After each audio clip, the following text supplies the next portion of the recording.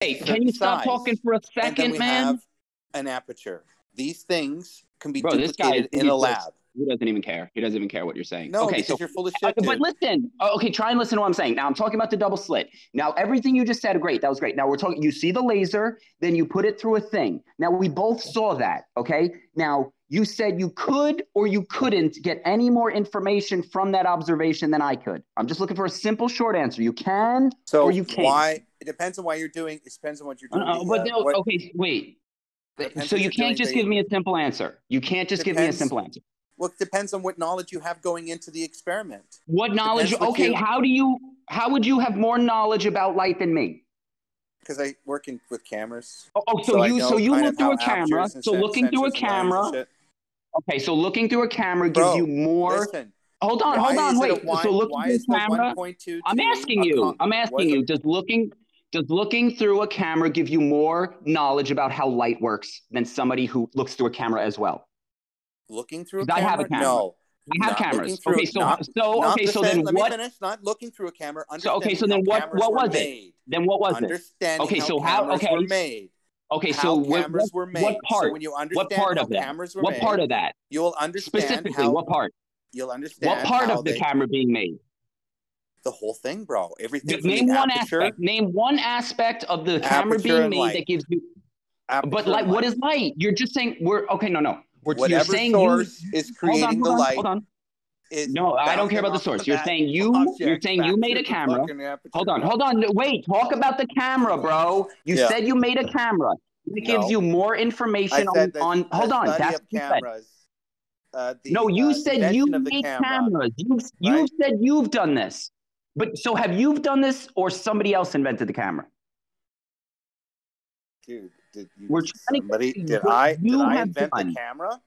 No, because you said that you have a better understanding of light than me. Hold on. You said you have a better. Hang on. Hang on. You're not listening to my words. You said, hang on, bro. Hang on. Data.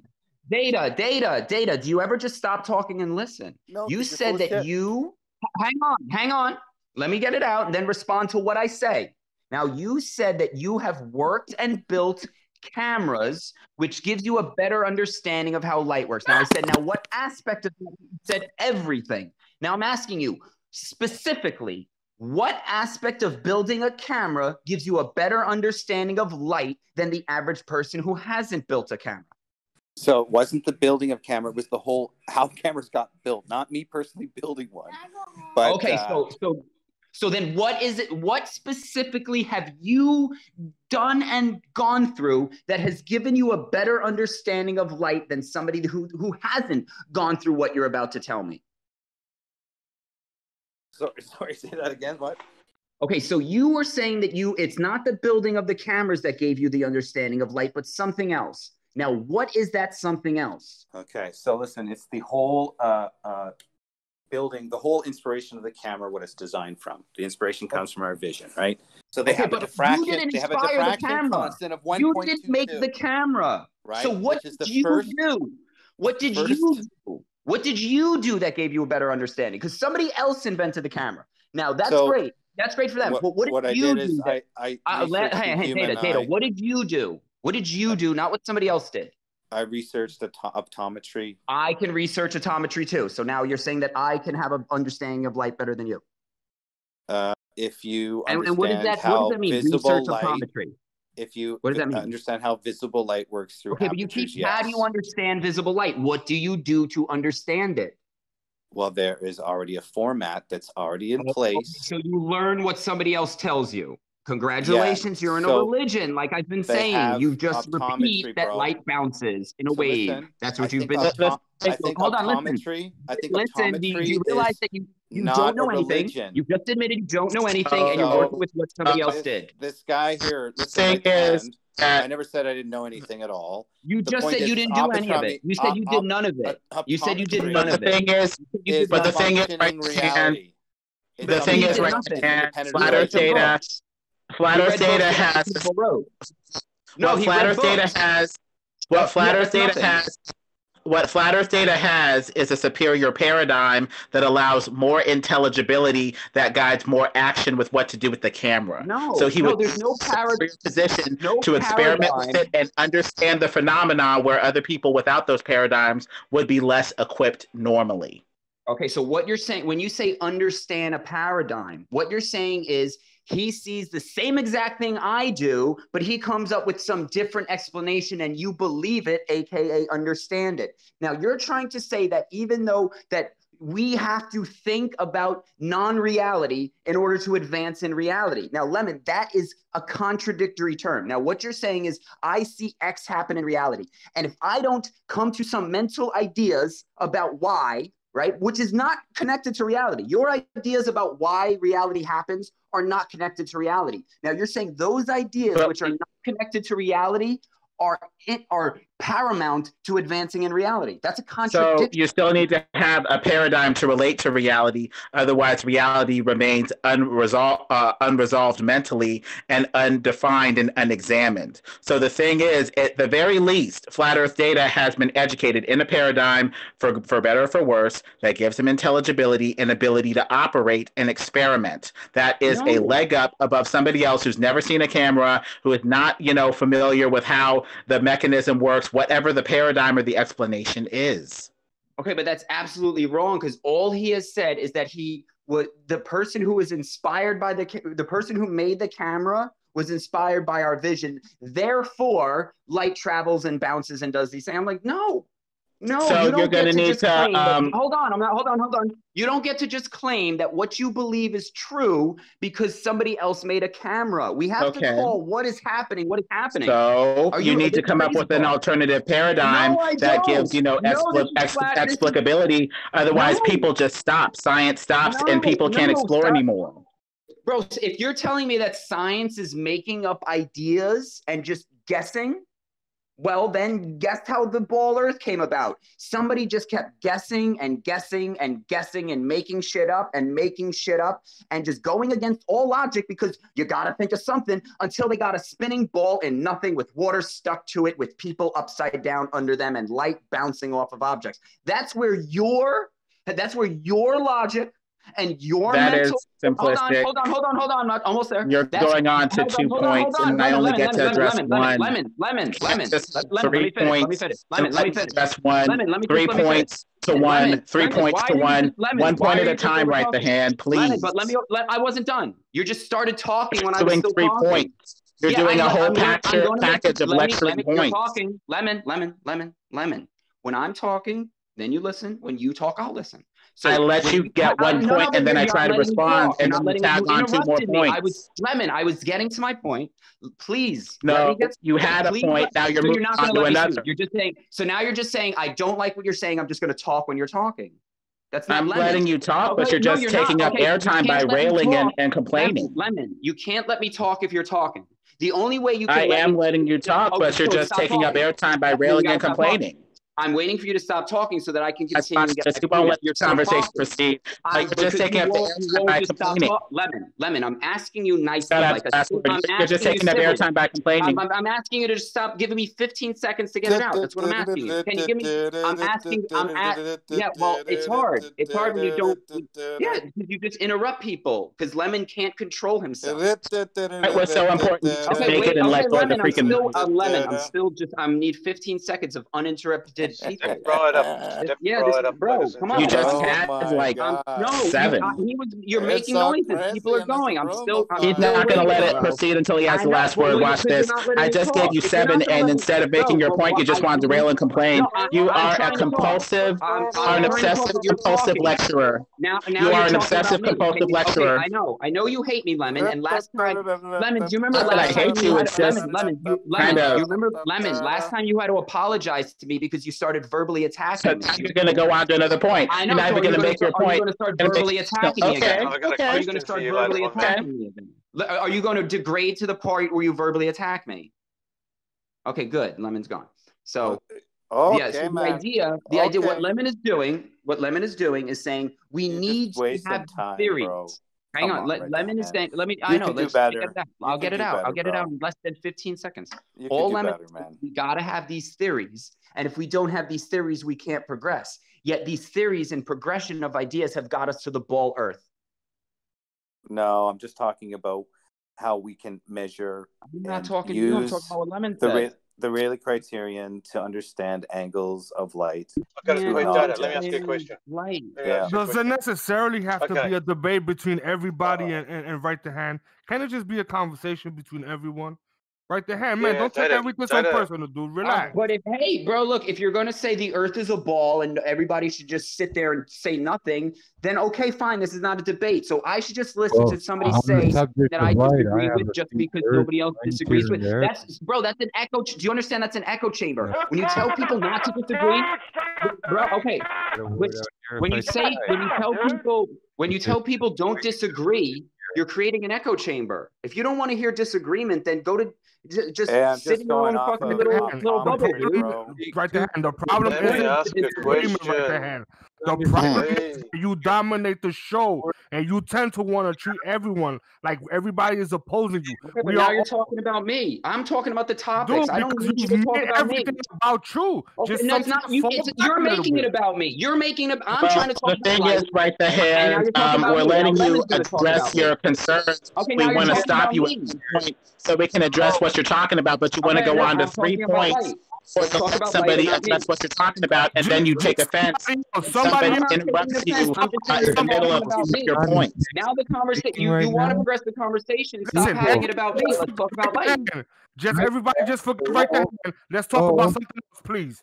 Yes, now you're just trying to have the debate.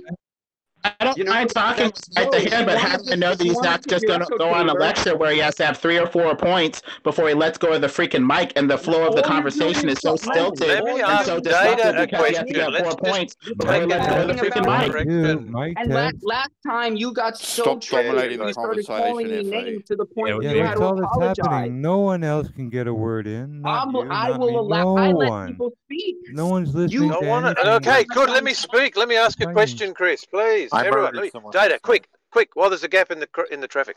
Data. So if I go to Perth, Australia, and I look out across the ocean to Africa, and let's say there's a public toilet building on the coast of Africa. In the paradigm of light bouncing, is light hitting my eye from, assuming the ocean is dead flat, take all the topography out of it, is light hitting my eye from that public toilet block in Johannesburg or on the coast of Africa if I'm standing 8,000 miles away or 10,000 miles, whatever it is?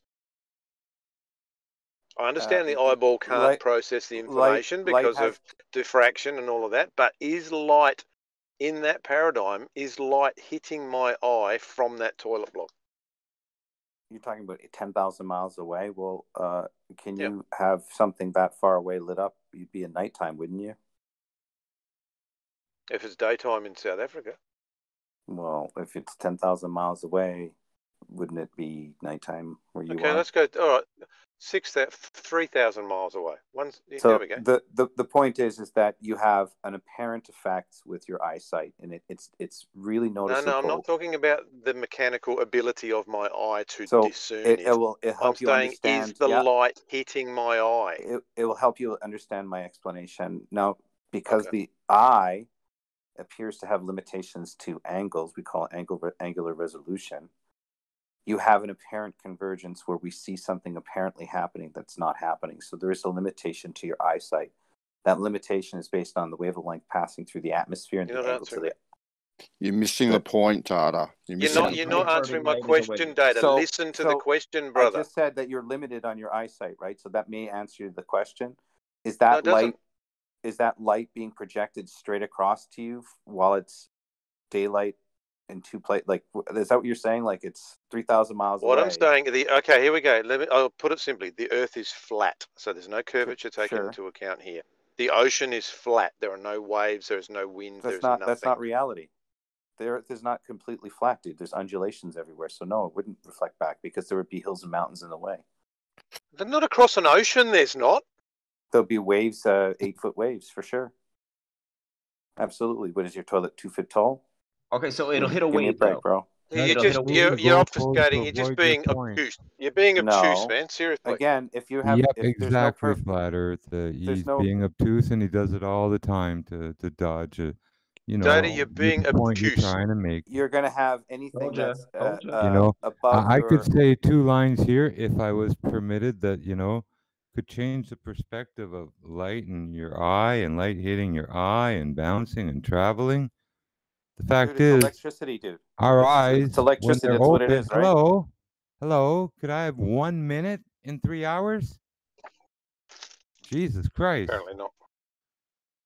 When you're looking at a scene, you're seeing differences in contrast and shade and colors. You're seeing the scene. Your eye is interpreting the scene you're looking at. It's not worried about rays of light coming to your eyeball. You don't see rays of light coming to your eyeball. You see the scene that you're looking at. Trees, horizon, sky, sun. Did you get it? Well, okay, Dad, here's another one. Here's another one. There's an aeroplane flying coming at your 30,000 feet. Okay, Jimbo. There's an aeroplane 20,000 feet in the air above Africa, right? The sun is shining on the aeroplane. No 8-foot wave is going to block that. Is a reflected light from that aeroplane reaching my eyeball in Perth, Australia? No, because the detail in the light is too small to resolve at that distance. Hang on. So what you're saying is yes, the light is reaching your eye, but you can't resolve it. The information won't be able to carry. No, because there's not enough. So the light angles are too small doesn't to travel. Angles are too small to it. The angles are too small to it. That's correct. So the light won't travel because of angles. Is that what you're saying? That's correct. So when an object moves away from you, it turns blurry, right? The information dissolves and it goes into a blur. I'm not talking about resolution. You're missing. A human can stand there distance from you, but that quarter will be blurry, right? At a certain distance away from the observer. I don't care if it's blurry.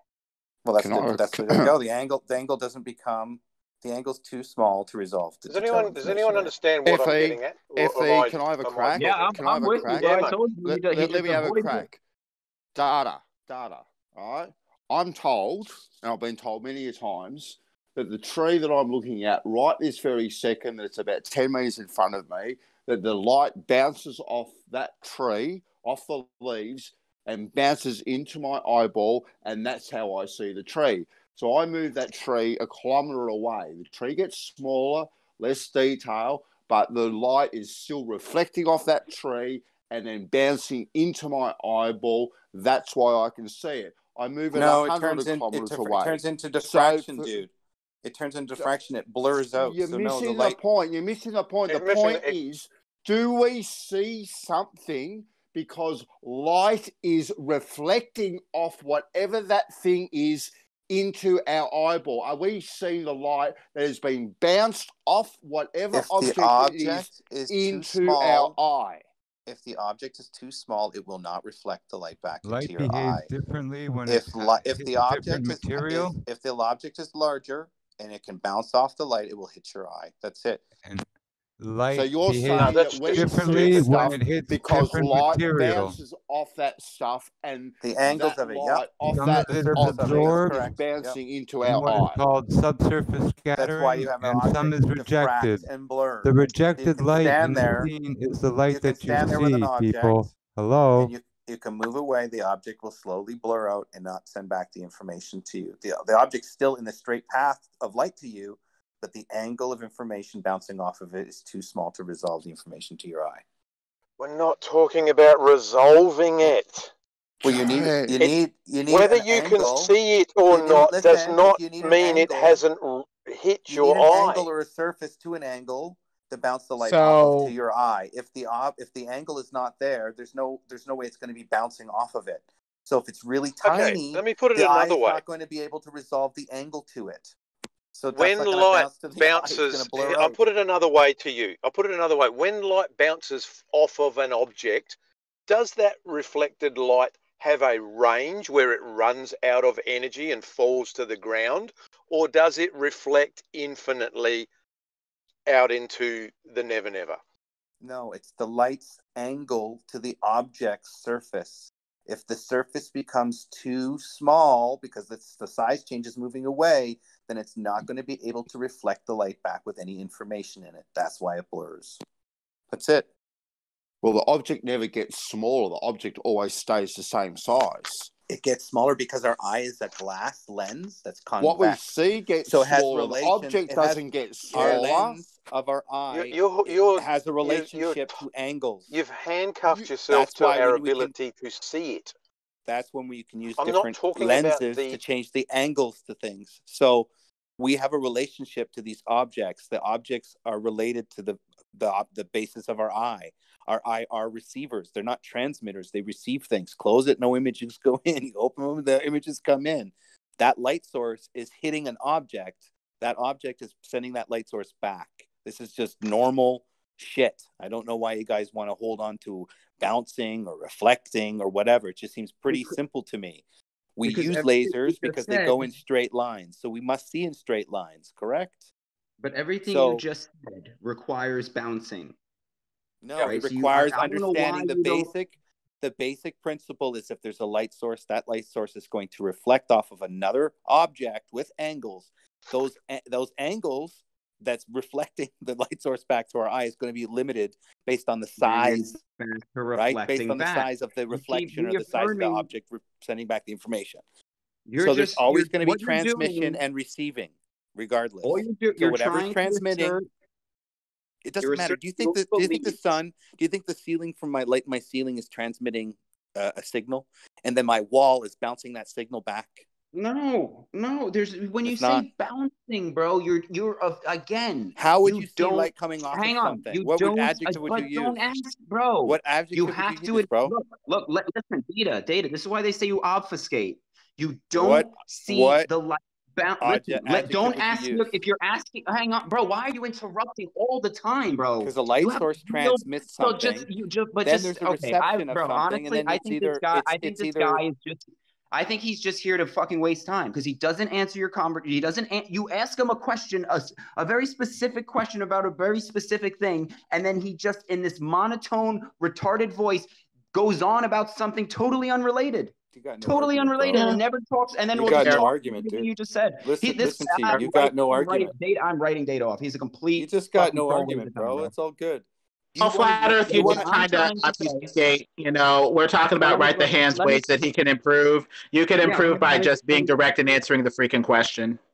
Yeah. So what we're doing, when we talk about, he doesn't like the word bouncing. So let me finish. Don't interrupt. The problem is that you interrupt. This is why. This is all you do is just interrupt. So you have an issue with bouncing. You're doing it again. You just did it now. Bouncing. Just stop. Try and stop talking once, Data. Dudes, just stop. Try and just listen for 5 minutes. You're too fucking egotistical, bro. You can't sit on the sideline. Even on my final thought, your ego got the best, and you had to jump in. And then you started telling Brandon, no. You were telling the person who runs the show, no. I have to address him right now. Argument, bro. You're here's my argument. If you'll stop fucking talking and let me make it. Go on. Let's hear it. He can't stop doing it. He cannot stop.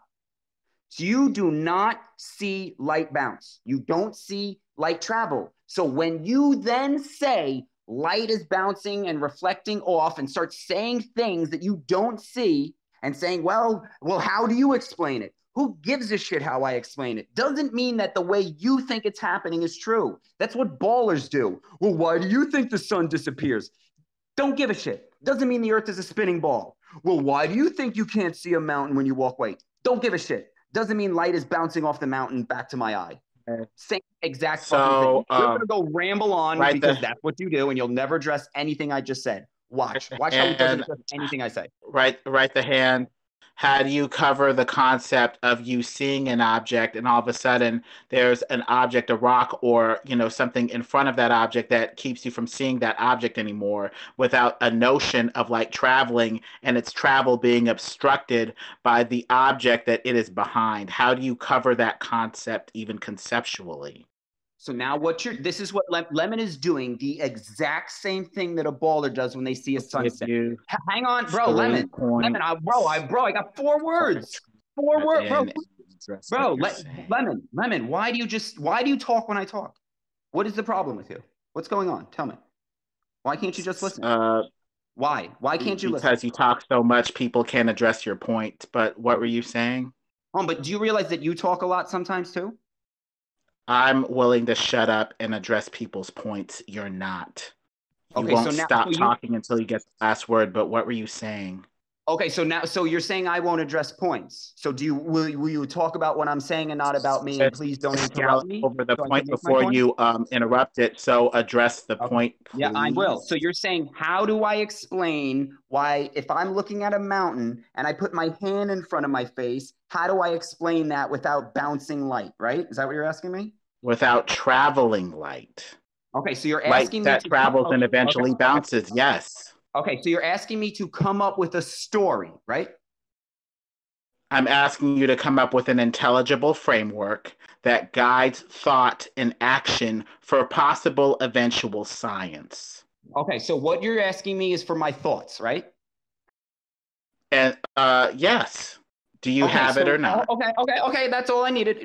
Now, do my thoughts affect reality? This is where you obfuscate. You don't have an intelligible framework. No, you're obfuscating. You're obfuscating. You're just going to stop science with a bunch of last word sophistry because you cannot guide exploration. You can only destroy it. And the mainframe or the thought frame that is used to guide the exploration. The framework that's used to guide the exploration. So what you're saying is, I put my hand in front of my face. I can't see the mountain. Now you want to know why my brain thinks that happens, right? Yeah. Yes or no? I'm just looking for a yes or no. Okay, yes. So now what you're saying is we can't move forward in reality without me and my thoughts about why I can't see a mountain. Right? Like the fact that it happens and I can make a blindfold or I can make dark glasses without any idea of why it happens. I've now advanced. I've made sunglasses with no idea why, just the fact that it happens. So your point is total bullshit because what happens with my reality is we create sunglasses and real physical objects, but with your reality, you create the ball Earth. So you have no framework that's intelligible to replace the notion of light on some level traveling from point A to point B and occasionally being obstructed by other objects in front of what you're seeing in the distance, like your hand, a screen, or something in front of the object. I could make up a story. Even if you're talking about... You asked me a question. I could make up a story and tell you why that happens. Yes, I could do that.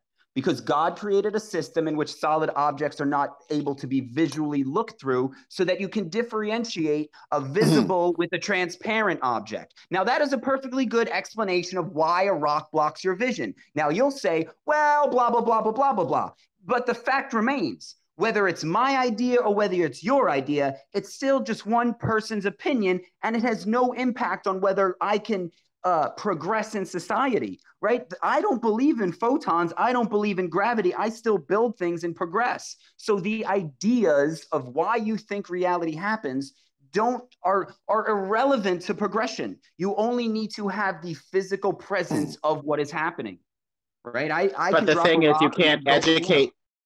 But you can't educate anybody unless you have a framework that you're honestly, working with that guides your exploration. Even if you were going to talk about God or whatever, okay, but what if you're dealing with somebody without that framework? What would you tell them? If you're going to deal with somebody trying to make, sunglasses or lenses or optical equipment, what intelligible framework are you going to give them to guide their exploration? This is why science ends with this endless history. Reality. Lemon. Do you understand that? Yeah, when you go outside and you touch things and you interact with them and you pour water in a container and you pour it on the floor, that's the framework. You use the freaking framework that is already there, that exists, that has rules and has laws, that behaves repeatedly all the time the same. You don't try and come up with your own idea about a framework. That's not reality. Your ideas. But the thing that's hypocritical about that is you're willing to. Wait, Lemon, I wasn't done. Your ideas of why the framework of reality works are irrelevant to the framework of reality working. So why not just work in the framework of reality? Right the hand. The thing, but you the thing that's hypocritical. Hold on, give me 1 second. You do understand that every hypothesis, each one of them is somebody's idea, right? They experienced something, they predicted, or they thought about what was happening, and then came the numbers and the equation. But it all started with the idea. So the fact that you keep saying like data, like somehow like he's not, I don't know, worthy enough or something to come up with an idea that might reflect reality. I mean, come on, man. It's literally it's worked. What? No, that not, bro. And this is your problem. You've been brainwashed by Nathan Oakley and QE to think that if you drop a rock and guess that it's because mass attracts mass and it's going to fall at 9.8 and it does, that your guess is somehow right. This is what you think. No, you don't get to make a guess about what's going to happen. And if it happens, you're right. That's not how reality works. Reality doesn't care what you guess. You think the scientific method, which, by the way, has proven that the Earth is a spinning ball in the middle of nothing. So if your like I've said before, if your empirical method was anything worthwhile. When you're done rambling, please explain the scientific method. Okay, it starts with the hypothesis, which is a fucking guess, right? Then you're going to move on to your independent and your dependent variable. You don't have a variable, right? You're going to say, oh, I varied. Hold on. It's a guess. Does it start with the hypothesis? What do you think it is? It's a guess. It's a person going, I think this will happen. That's what it is. Try and make it more, I'll laugh at you. What is a hypothesis? How does it work? A guess. It's somebody conceptually in your fucking head. You'll look at something. You don't even need to look at something. They can go, hey, what do you think would happen if this situation? You go, well, I think maybe this would happen. You go, wow, that's great. So the first step of a scientific method is to observe something, correct? Oh, is it? So there's this method, and who created this method? A person? What does it matter? Who created words? Well, it's very important because if you're going to say that some person can create a method, right, that cannot be questioned, that's religion. Bro, you do understand that people create words, right? Are you okay with questioning the scientific method? Yeah. Are you okay with Are you Matrix? Are you okay with questioning the scientific method? And you should really take 2 weeks, man. Take 2 weeks, bro. No. Now you're talking about me. Why are you talking about me? Not everybody hates you, bro. I'm just asking you. Take 2 weeks, man. I'm asking you a simple question. Why are you triggered? Can you be wrong about the scientific method? I'm trying to have a simple conversation about me. with you. You're telling me to take 2 weeks off. I'm asking you a simple question. Because you're hella intense, bro. No, I'm just asking you. I'm not. Now you're saying I'm intense. I'm asking you a question. Can the scientific method be not the empirical thing that you think it is? Have I said what? You didn't even let me finish on what I thought the scientific method was. Okay, can the scientific, I'll rephrase, can the scientific method be some religious zealotry created by one guy to try and get you to believe that you can create a guess and then make it empirical by being right? Everything is literally like that. Everything created by anyone, every concept. No, reality is not a concept. Concept is what we use to describe not reality. Do you freaking understand that? You're trying to make your concepts of science real when they're not. Reality is the only real thing. A concept's not reality, so it can't be real. But you're saying, but science. Reality? What would you use? I don't have to describe. Reality describes itself. If you need me to describe reality to you, you're either in a coma or you have some mental problem. Reality describes itself. If you're looking for other people to describe, Matrix. If you need me to explain reality to you, then what are you living in? What are you experiencing? Come on, bro. The problem is, right the hand is you're accepting one framework and denying the ability to have other conceptual frameworks to guide exploration of said reality. You're going to have a very limited science that ultimately isn't going to go nowhere without particulars that have been already explored. Reality to me it sounds like he wants to use reality, but then he doesn't want to use words and phrases invented. When did I say I don't want to use words? I said no. How the hell are you going to describe things then? Well, I'm saying kinetically. How are you going to describe things? Listen. I'm saying, man, there must be a difference Do you agree that there must be a difference between a conceptual idea and the empirical objective reality? Yes or no? That do you agree shit sounds yes. to me just like Rumpus's manual, man. Bro, and just like Rumpus's handbook.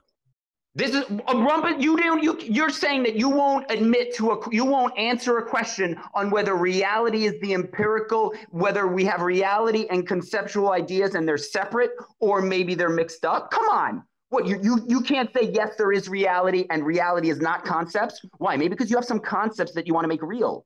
But the thing is, reality is empirical, yes, but the thing is, man cannot empirically sense all of reality. That's where the concepts come in. So there's a bunch of reality that you're going to miss because right now you don't have a conceptual framework to guide exploration toward the unseen, undiscovered parts of reality. So what you're talking about ends up destroying science and eventually destroying technology too, because it only goes to particulars that have already been explored. Your problem is that you're creating a non-reality and then living in that.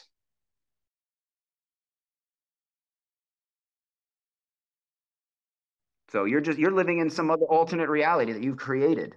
You're just ending science by getting stuck in particulars with no theoretical framework to guide further exploration. What is science? Repeatable, testable, observable ways to gather, knowledge, information, stuff like that. So looking at reality. Or looking at undiscovered portions of reality, yes. Okay, how do you look at something that you haven't discovered? You set up a theoretical framework that guides you there. Okay, so what do you mean? Okay, so what you're saying is that you have to have a theoretical framework to operate in reality? Sometimes if the reality has not been seen yet. Okay, if the reality hasn't been discovered yet. Okay, now what about when you get to the parts of reality that can't be discovered? Then what?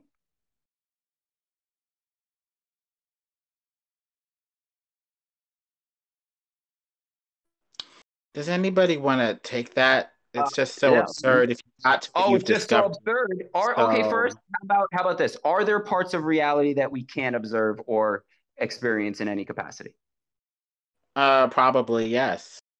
Probably yes. Okay, so now those things, how would we know how they happen, or could we know? Only if they reveal themselves to us, or somebody reveals them to us. Okay, so that's to us. So you're saying unless we see it or experience it with our senses somehow, we can't know about it. Yeah, with your empirical philosophy, that's what you're alluding to. I'm asking you. No, I'm not asking. I'm not saying mine. This was what you were saying. You were saying about the test. Yeah, you said that. I already. Yeah. We guess. Okay, so if we can't see it and test it, then we can't know about it. That was what you're saying. Not without revelation. Okay, so yeah, but what reality is not what hasn't happened. So until we can't talk about revelation until it happens. So right now, what we have is the only way we can get any real thing is to see it and experience it ourselves. Outside of revelation, yeah. Okay, yeah. Or faith in what somebody else said. Okay. Yeah. So, but whoa. Wait, say that last word? Take what somebody else said. Faith in what somebody else said. That's reality? If they've seen a portion of reality that you have not, and you have faith in what they said, yeah. But is your faith in what somebody says reality? It would be faith in the reality that they saw and them telling you so that you don't have to experience it. Okay, no, but there's only one reality. Okay, so now what if they said they went to space? Now, is that real or is that fake? I would have to say that they went under the dome. They went somewhere. Maybe it was a studio. What if they didn't go anywhere and they just lied to you? Right. So is what they say they did reality or not? If they're talking about space with the conception that they have, that conception would be false. But the true part of the conception going up under the dome, possibly. No, no specifics. Is what somebody said they did reality or not? No, God, just get to it. No, nobody's story is reality. Well, there you go then. So that's the whole point. So now when he says he has faith in the story, he doesn't have reality. And that's my point. Then how would you But you're talking about reality, man? How would you describe? But the thing, I don't. If you need me to describe reality to you, then you are either a quadriplegic, blind, deaf, dumb thing. And then how would I explain reality to you if you don't have the senses to intake the reality of me explaining reality? Nobody's asking you to explain reality to me personally, bro. This is not about me. You're just asking me to explain reality. How would you explain it? How would you put it in a book? How would you put it in text? Why would I put reality in a book? Why would I put reality in a book when you can go outside and experience when you're experiencing it right now? Sounds like you're the one living in a different reality, bro. Like we're living in the same reality. In reality. Bro, there's only one reality. Do you realize that, right? But the thing is, people still need to sense and interpret reality. So the only way to check how they're sensing and interpreting reality and checking and seeing if they're interpreting it and sensing it in a proper way is to talk about the theories and the stuff and the implications that they're drawing from reality. So eventually we do have to talk about this. Yeah, but implications are not reality. Now, if you saw the sun move away from you, you can say that implicates that the earth is moving and it's rotating. But unfortunately, what you believe reality implicates is not reality. And if you start going along the route which you want to go, you get to the ball spinning earth with water attached in the vacuum of nothing. Because they're trying to explain what they say. So if reality is real, then we can draw certain implications from it. If it is not real, then there's the end of logic, implications, and further thinking other than the particulars and the empirical particulars that have to sense and catalog everything in reality before they deem it real.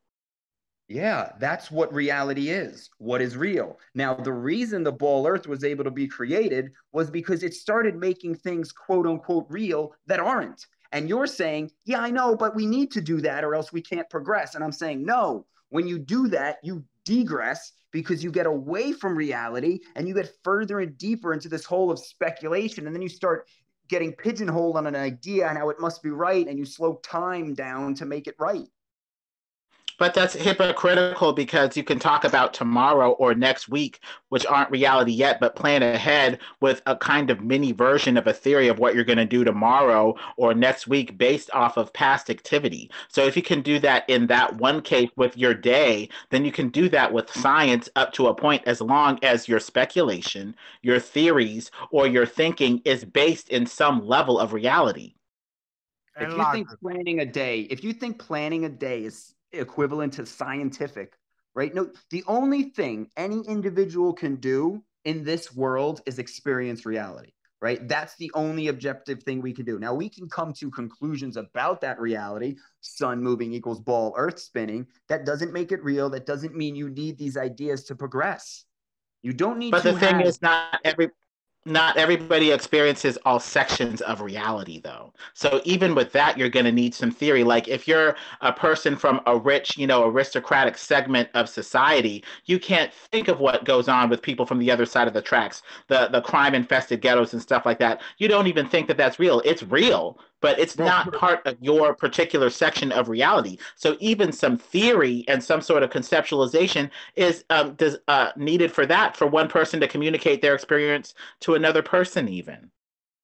Bro, that is all fine. That doesn't make conceptual ideas real. And we have to distinguish, right, between reality and concepts, and that there is a point where you will get where we can't explain it because we can't see what's happening. And that what you're doing is you're trying to get us past that point somehow. And the concept needs to be based in the concept needs to be based in reality as much as possible.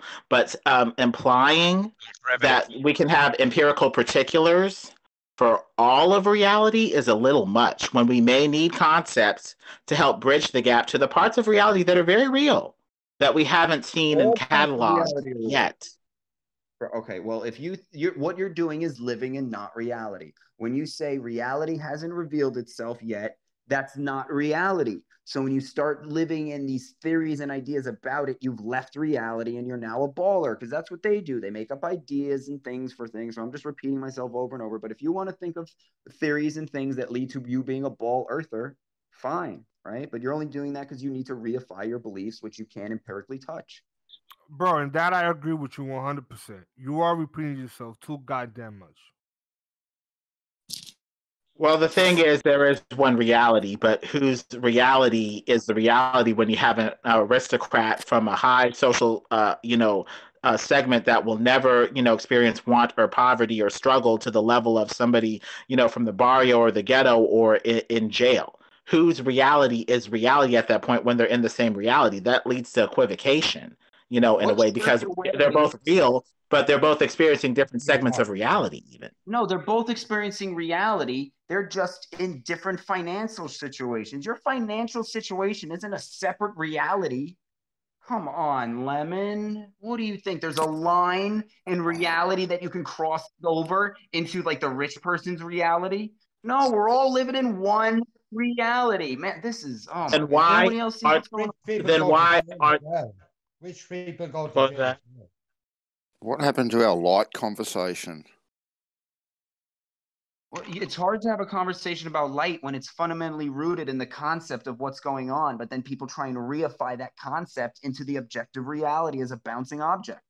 This is what the whole point of this conversation is about.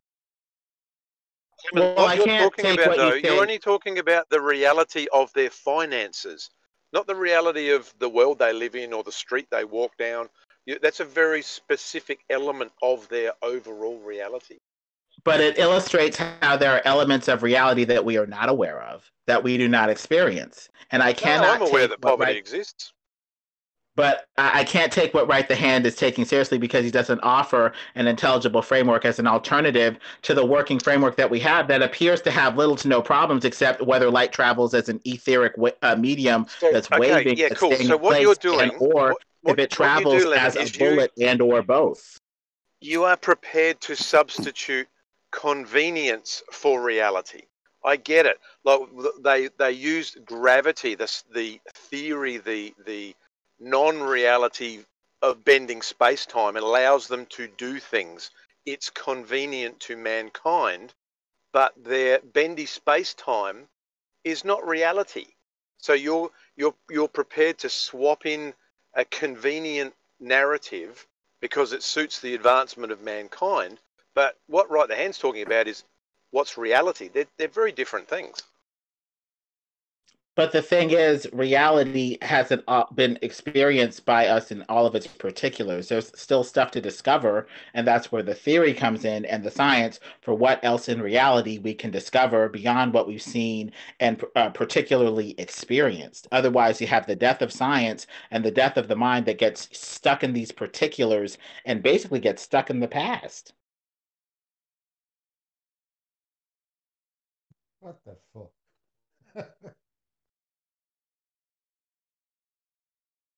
So until Right the Hand gets an intelligible framework, I cannot take his notion of whatever the hell light is doing seriously as anything else other than mind-destroying sophistry. I think this was an opportunity for you to change the topic, and you fucking blew it, Lemon. We can all agree that light travels.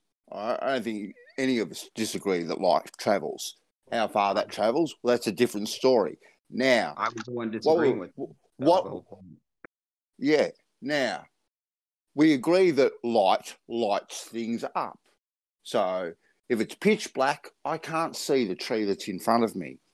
But if I turn on a torch or the sun is out, all of a sudden I can see the tree, right? Because it is in light, and that light has travelled from a particular source, right?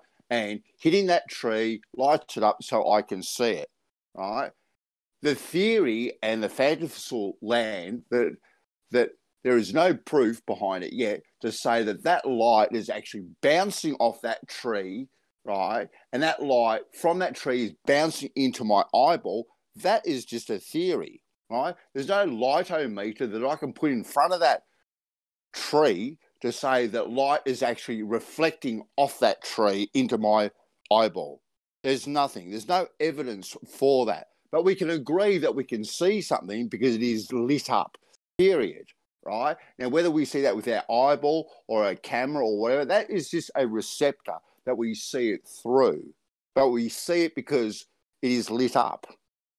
Yeah, illuminated, I like to say. There's like illumination, and then, you know what I mean? So that's you objects being visible. That doesn't mean there's now two separate things. Light, which might be, if you could look fast enough, you could see this thing moving, right? That's what I'm trying to get at.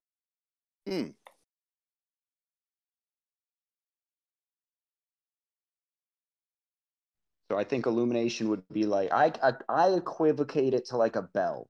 Like how you ring a bell and there's a certain distance you can hear the bell because of the medium that is influenced by it. I think light is the same way. It's like kind of ringing whatever, and there's an area around it that it influences. Yeah. And we see things with whatever clarity depending on the closeness or the distance of that object and what medium is between us and that particular object. And that I like to leave it right there, right? Because now you have very tangible things, right? It's distance, height, right? Distance, height, and then the medium and how much stuff in the medium. So now you don't have any intangibles that you can't influence. Like we can put more quote unquote stuff into the air, but now we can't control refraction. So now they'll say mine is kind of going against science, but I'm creating an environment in which we can control all of the variables of the situation. And there's nothing outside of our control. Yeah.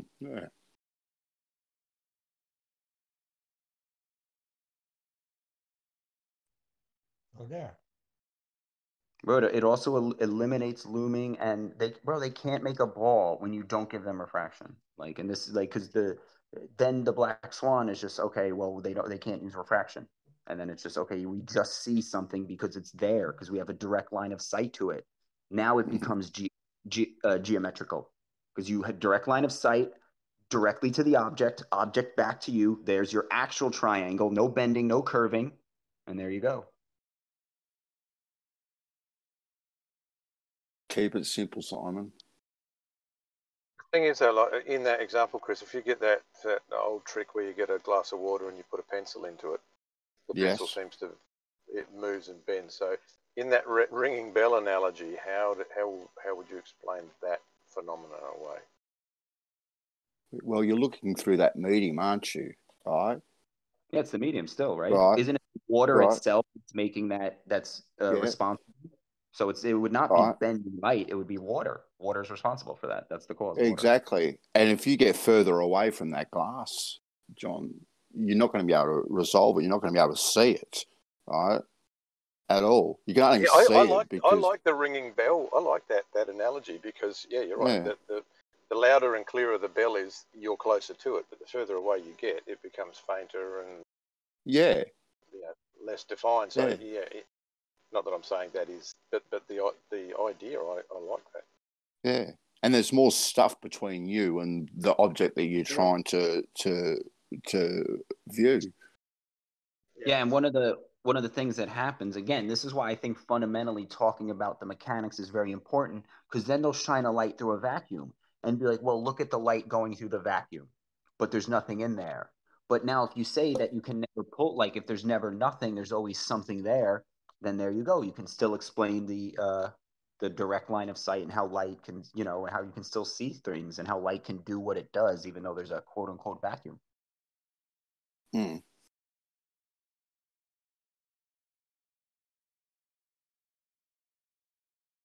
Very interesting. Yeah. No, because the ether it does explain, right? Like even though it's not quote unquote real, it does explain what, like if sound needs air to ring, light needs its medium, right? And there's something that we can't, like, I can subscribe that logically there's a substance we can't touch, right? Like if you filtered air, eventually you would filter down to something that's no matter how small you made the filter, it passes through.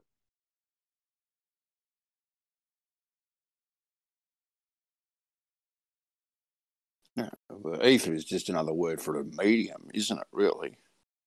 Hey guys, can I ask a question? Just a question. What are clouds? What are clouds made of? Gadget, you're very low, mate, or is that me? I've got your way turned down. That's me.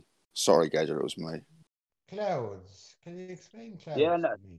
Bro, this is one that I'm always a fan of because I'm like, I don't think clouds are what they say. How is water staying above our head, right? Why doesn't it come crashing down? So like again, this is where you can, if you think about the fundamental mechanics of air is not bouncing particles and then there's this water, right? If you think of it as like a connected medium and, there could be a different mechanical explanation. So yeah, I'm with you on that. I have no clue. Yeah. Water doesn't make sense. Yeah, clouds are a weird one. Definitely after flat Earth, after discovering flat Earth, I definitely started questioning, how do they work? Why these things look massive? They look like they weigh a ton, but they're like floating, and they all seem to flow in a certain direction. Clouds are very weird, man. Yeah, it's like they're moving through something uniform is moving and they're with it. Like there seems to be a certain time that they resemble each other perfectly, and then another time they're different, but they're mostly moving like towards the same kind of maybe chasing the sun or something. Like every time I see clouds, I never see them like moving randomly. It's always some uniform type thing. So are you guys suggesting that clouds aren't water vapor that is collecting together? No, it is Brandon, but yeah, just not the all right. If it was water vapor, it would have been a giant glob of cloud. They would not separate and come on, like these things separate right next to each other for miles when they could just absorb each other. So that doesn't make any sense. Ice melting makes sense, right? Like if it was ice melting, it would be drops. Well, it's like if you boil a kettle in your house, right? And you boil a kettle, right? And if you keep that kettle boiling, right, that steam goes up, right, and hits the roof. Okay, then? And then all of a sudden, if you look up at the roof, right, it'll start to form water droplets, right? And that's what it does. That's what water does, right? Or it usually needs something to condensate on, though. Have you ever seen the problem? Just on itself? Listen, and then come down? we could see sometimes on top of the clouds. We could see the top of the cloud. So how will that work in your example exactly? Definitely. Well, things go in layers, right? Because things are heavier than other things. There's oxygen, nitrogen, helium, all this sort of stuff, right? And it finds its little happy medium, right, where a majority of it will collect. Maybe that water vapor, right, goes up until it reaches a height where it really can't penetrate anymore, and that's where it tends to sit, and more water vapor comes up, and thus it starts to collect together like your roof, like your ceiling, and it just all collects together, all right? And the different pressures and all that sort of stuff are blowing it around this way and that way, but it's reached its level that it can't because it's too heavy, can't actually go up any further. It's reached its ceiling points. So have you guys ever seen a cloud assimilate with another cloud? No, actually, never. I've never seen that ever. Wouldn't that be a logical thing that occasionally you'll see one just smashing with one and just turning into a giant cloud? I've never ever seen that happen. To be quite honest, Jay, I've never really taken a great deal of notice, so I can't give you an answer one way or the other. Yeah, isn't that what water does? Right? When water starts getting together, it just starts bunching and bunching and bunching, right? Like that's my point. Drop the water. That's my point right there. That why isn't a cloud a giant glob of cloud everywhere? How is it so selective in the areas? Shouldn't it be one big drop? Shouldn't all that water just form a big drop and come at once? Well, we know that rain comes out of the clouds, Do we now? Do we now? So that I looked into this. Now the closest I could get for as far as proof is that a video of a plane driving through the rain and then going above it. Because I started thinking about that too. But again, I don't know if I've actually been in a plane that went above the rain myself. Well, I don't know. We get, when you get really dark clouds overhead, and it rains, it rains down, right? And have you ever driven along in your car or walked along where it's raining and all of a sudden there's that particular line where it stops and it's rain on one side of the line and it's not rain on another side of the line. So usually a rainbow appears somewhere. Yeah, something like that, Jay.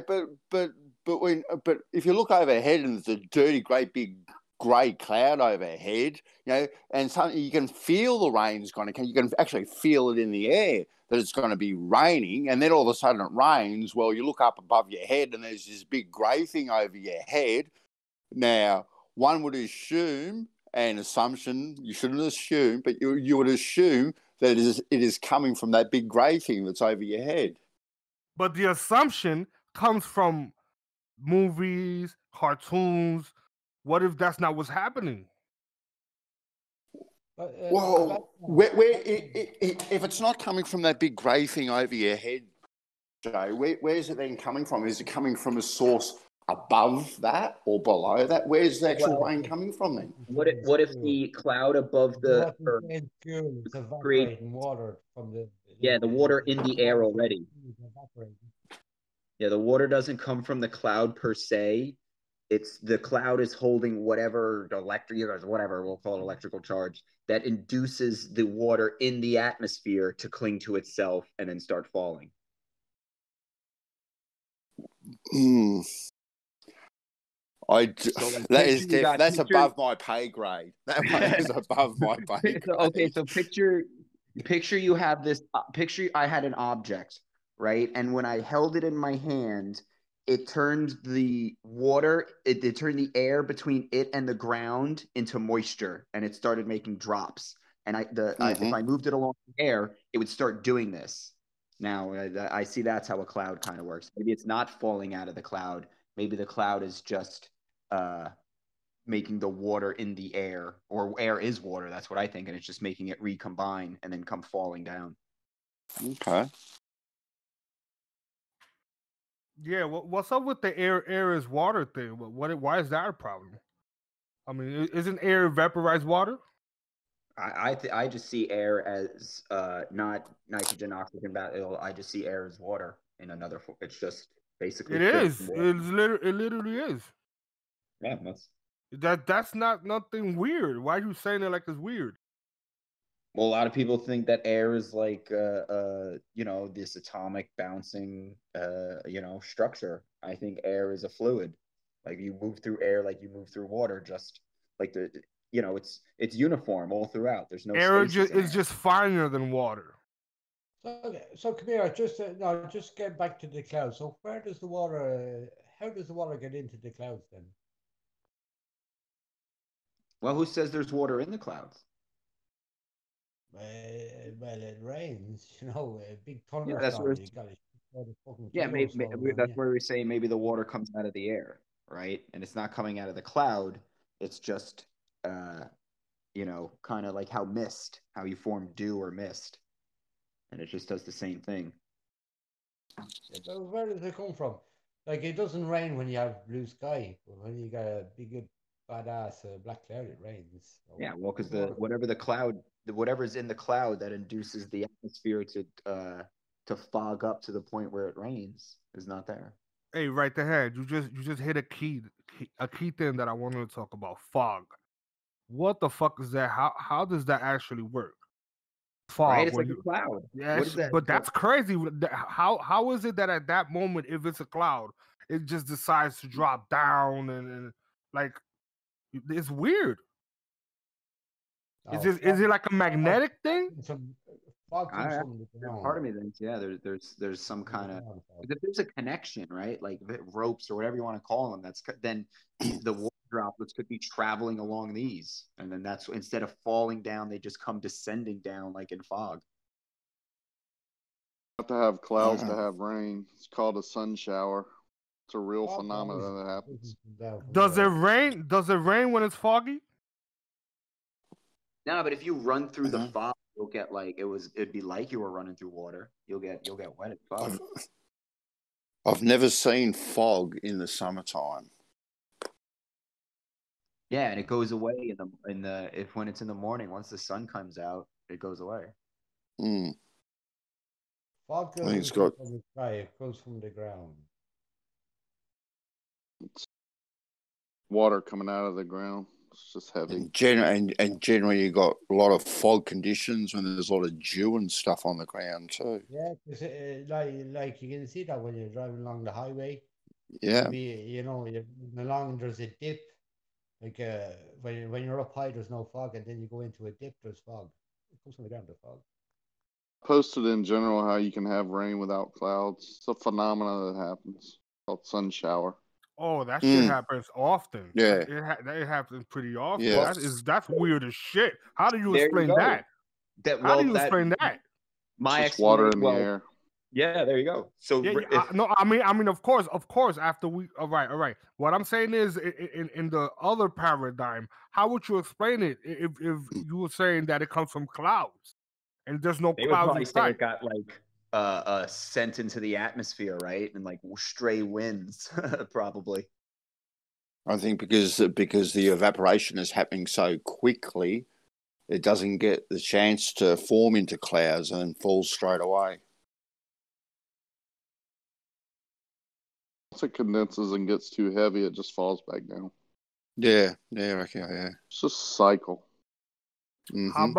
How about tornadoes and hurricanes and shit? Like, how do they actually form? Like, what is it that's going on? Is it like, because after Flat Earth, I started asking myself, all right, if I don't know where I'm at, then I have to also question what is nature, right?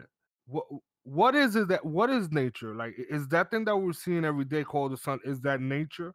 Isn't nature? Like, at what point man interjected his ideas into our reality? It's just convection, heat and cold, pressure differentials, different levels. I mean, it's different altitudes have different winds. It makes things turn a certain way. It's just weather, man. Yeah, but where does the energy come from? Convection, heat and cold. All right, Rocky, I got one for you. What is wind? What's light?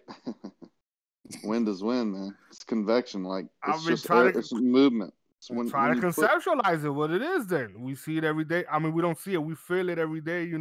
It's something normal to everybody. But when you talk about it, what is it? Yeah, everything's an exchange. Everything's a cycle. So if you add heat to cold, you get a movement of air. So the more you have of that, the more the wind will build up, and it builds on itself.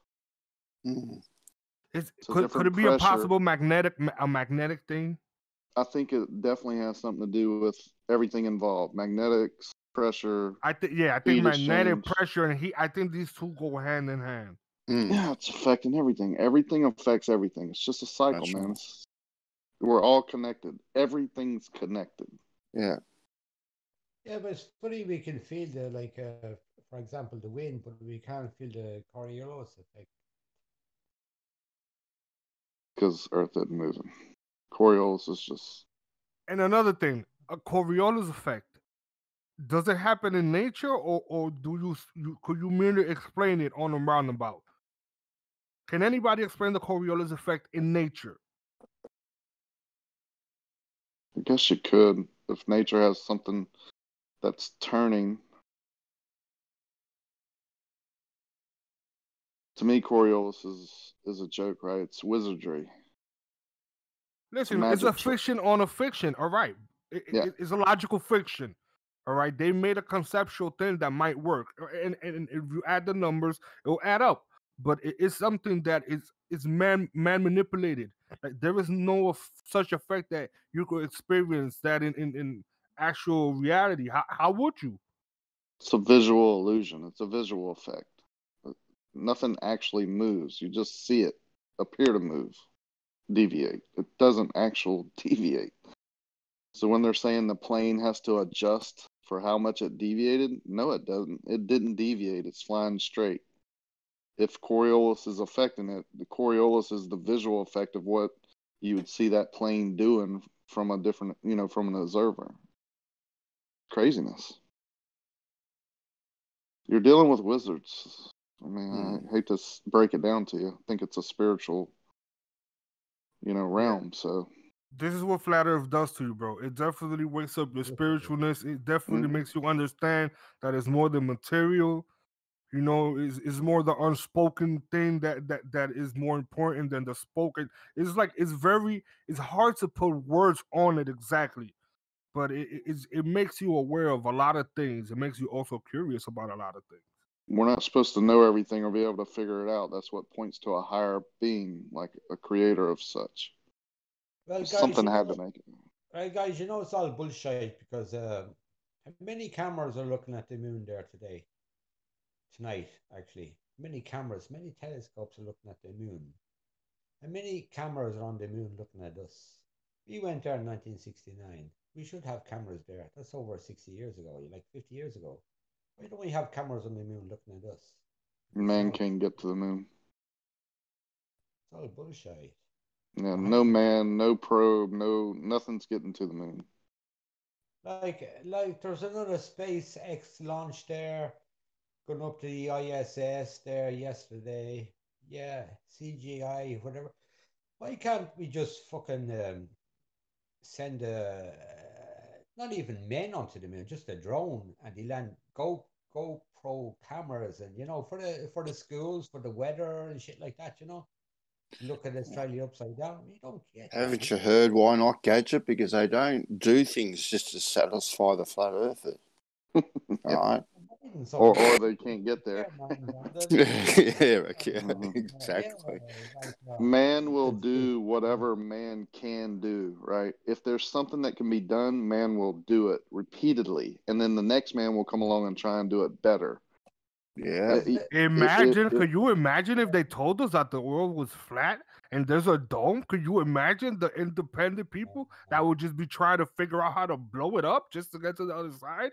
I mean, in a way, I kind of understand why they do the things that they do. Like us as a people, we're rational. You know what I'm saying? Like like we act civilized, but we're very primal when it comes to things.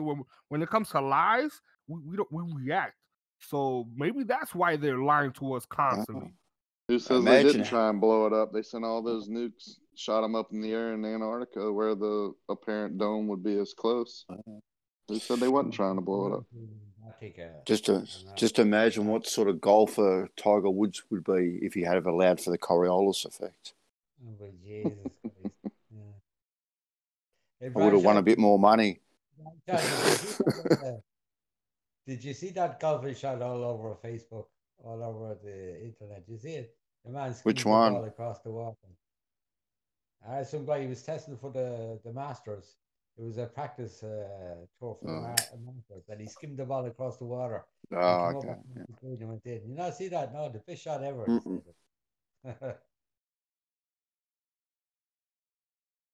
Yeah, because like today, which are P1000 or your P900, yeah, you can actually zoom into the moon and you can see actually craters upside down, which would be Australia on an Earth, So why can't we do that like the opposite way? See Brisbane upside down, see Branshaw upside down. That'd be cool, wouldn't it? Mm-hmm. Yes, that it would be.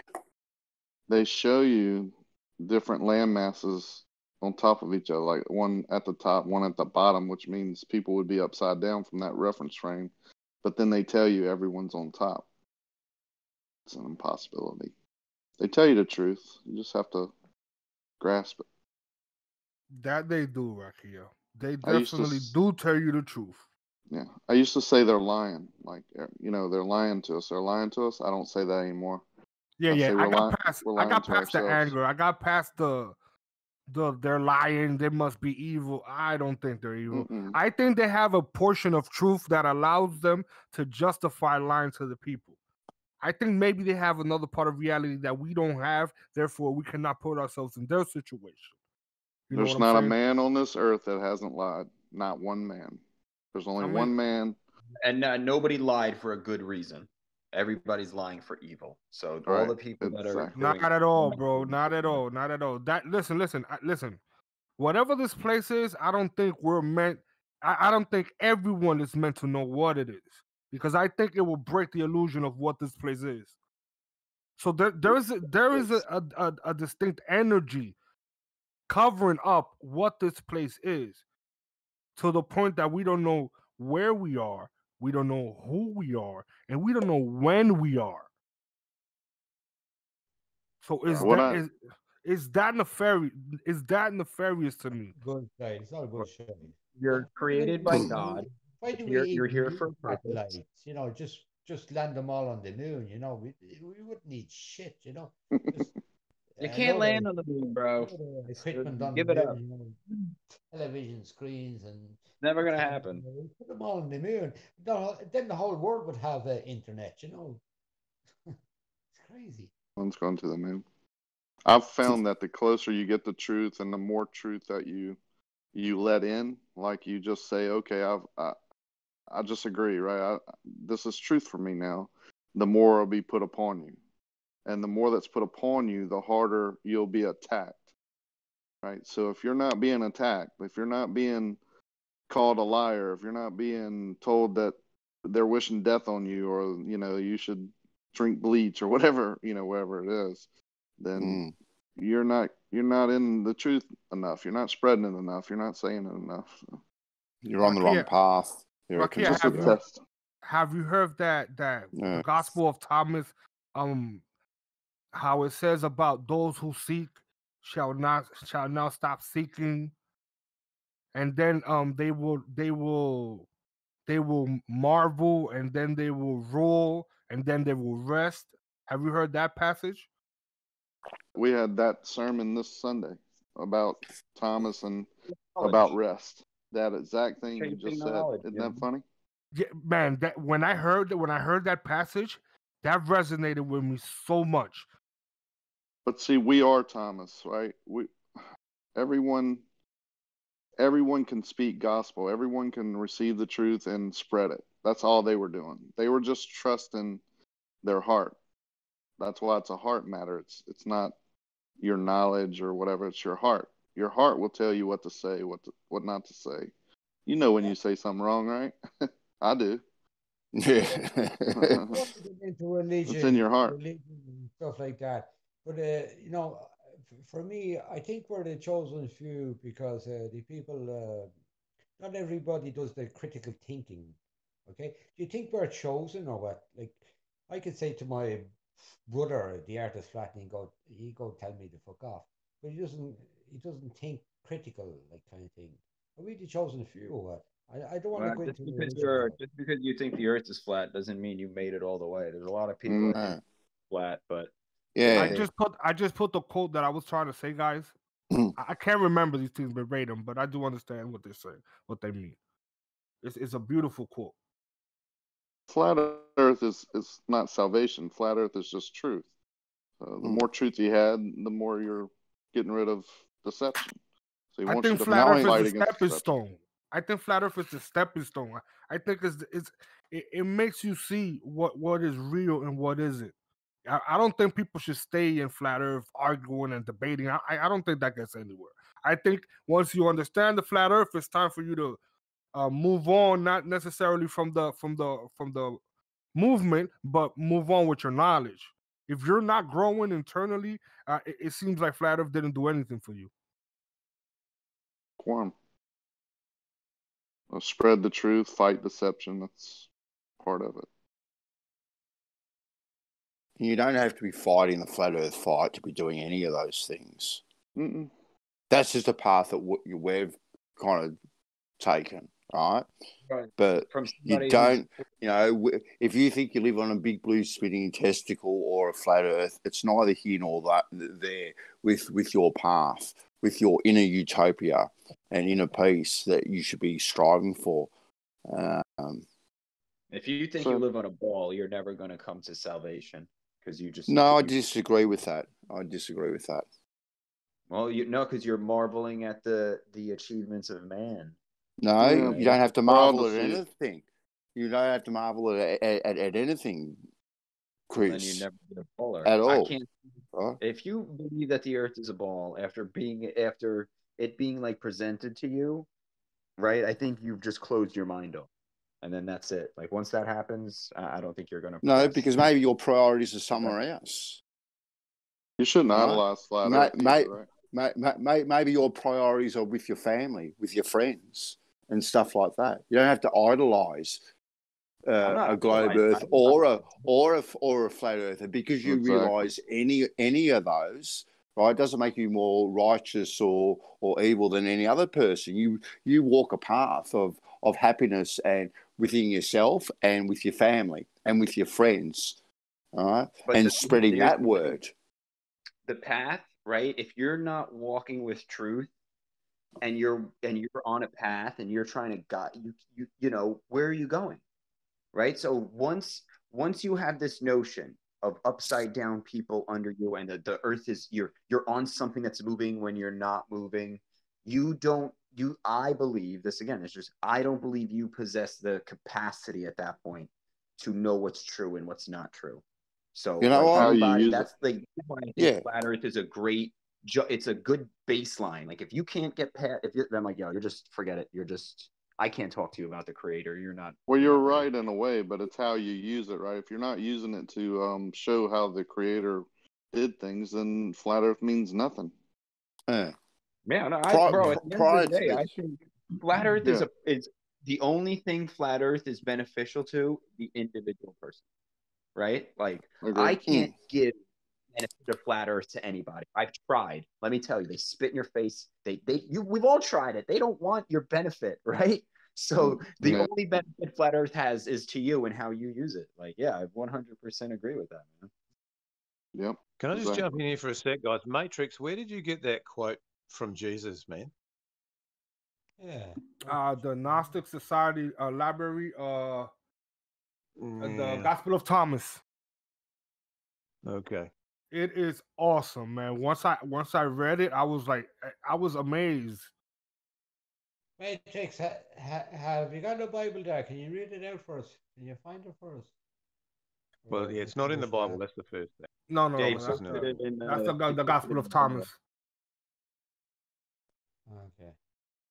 All right, it goes. Jesus said, "Those who seek shall not stop seeking until they find. When they find, they will be disturbed. When they are disturbed, they will marvel and will reign over all. And after they have reigned, they will rest." Yeah, if you understand those words, man, that is some deep shit. Where did that come from, Matrix? Like I said, the Gospel of Thomas. Gospel of Thomas. Okay. Just extra biblical texts. Plenty of them out there that are useful. All right. Would you say that Warren Buffett was one of those that seeked until he find, and he reigned and then he rested? Would you say that Elon Musk is one of those people? You know, so this I would say that this is personal to everyone. Everyone could seek until they find that thing that they need, until they're disturbed, until they marvel, and then they reign, and then they'll rest.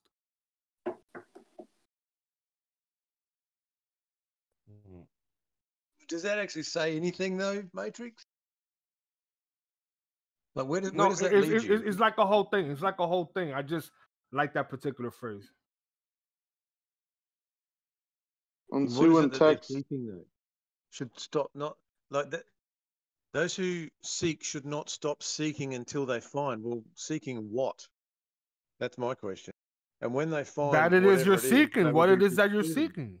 Yeah, it's usually truth. If I'm sticking a pizza bar, when I find it, I'm not going to be disturbed. Yeah, but it's usually truth. It's truth, bro. That see, if it has to be explained to you, then you weren't ready for the information. Yeah, that's what I was gonna say. If you don't know what it means, maybe you're not ready. If it means something to him, then that's good, right? That's all that matters. Remember, it's true if you torture somebody that they'll be in horrific pain and die, right? That's true. That doesn't mean you should do it, right? And this is the whole thing that Jesus is talking about. It's knowledge. Bro, there is so much shit, so much knowledge out there, right? But there's so much stuff you shouldn't know, right? You don't need to know how the sun works. And you shouldn't really, because then you would be God. You shouldn't need to know what happens to a person when you put them in a microwave, right? These are just things we shouldn't know, even though you could know it. And that's why you shouldn't seek it. That's why he's saying you shouldn't seek knowledge. That's right. Like that. That's close to, I mean, you said it like I want to say it, right? You don't need to know everything. You're not supposed to know everything. And there's some things that you'll never know. So that proves the higher being. That proves that you're lesser. Exactly. I think that's deliberate. I think there's things that we're not meant to know. Absolutely. And here, let me tell you something. This is one of the things about like death. When death comes, everybody wants to know why, right? Why, what? Bro, you just got to be like, because it's part of the plan. And I need to like just, you got under that. If you spend, and why, you can ask why all day. You'll just go why till you'll spend your life, right? You can spend your life looking under a rock about why. Find a clue. Listen, I think death is absolutely necessary. I think if you've lived 1,000 years, 2,000 years, I think there's more than enough movies out there to explain what would happen. Eventually you will get bored. Eventually you will want to end up wanting to kill yourself because you have already experienced every new thing, every old thing, every innovative thing, everything. You have nothing to live for. The experience no longer makes you want to be alive. So maybe death is a necessary part of the system. You don't know what living is if you don't know what death is. Well, what about eternity with God? You're going to say that's going to get boring? How will that look like? Let's. I definitely believe it in the source. So I don't want everybody to take this personal. Let's be hypothetical, right? This is all hypothetical because we cannot know, at least not now. Let's say you die, right? Boom, you're in heaven. People say they're gates, right? It's most likely a line because other people are dying, of course, right? Especially if you're in an accident. Hold on. Let me stop you real quick. You think Kevin would have a line, or do you think they would have worked out a system? All I'm saying is, I don't know how this realm works. So this is the knowledge that I know from this realm. So I don't know if I just beam there to a room and this guy looking at me with Matrix style TVs with every bad thing that I've done in every TV section. You know what I'm saying? This is hypothetical. I don't know how it works. Now, if you can tell me how it works for you. Yeah, definitely. That part sounds like, I think that's the part to get in, right? You got to go, if you made it in, right? I think if you're going over your bad deeds, you made it in, right? Or is it more like a whale, like a scale kind of thing? You know, like the god Anubis or something that they put the bad deeds on a scale and it was lighter than a feather. Like I don't really know the exact scenario, but I do believe your reality reflects on the things that you decide to do. Yeah, maybe they weigh your bad deeds against your good deeds. So, okay, you get past that. Let's say you make it to the VIP, you're there with God, right? What would you do? What would be your first question? What would you be there to do with God? Right? Yeah, that would be, you know, or what do you ask me? What do I think happens at that point? The first logical thing that you're going to want to do is start asking questions. What if when you get to heaven, everything that you want to ask, you already know it? And then when you get to God, you won't want to ask those particular questions. If you're in heaven, you don't need to ask questions. It's all answered. It's all bliss. All this religious stuff now. This isn't religious. But how would you explain? This is the thing, though. How would you explain bliss? How would you explain it without emotions, without ego? How would you explain bliss? I would explain it in the flesh. You got nothing to work. God created man, but did the devil create man as well? That's the question. Okay. Are we the chosen devil didn't create anything. The devil is created. The army of God. Because the devil could create man as well. That's what we're seeing today. Lies and deception. But is it possible that there's a reason that this world is full of lies, is full of eating each other, because this is literally how we sustain life, by eating other things. We usually have nightmares instead of good dreams. We're constantly being tortured and lied to. We're in fear. Is it possible that maybe this is the intent of this place? Well, people wake up to the truth, and people just stay dumb. Is that the devil's people, or is it the God's people? You know, it's fucking crazy.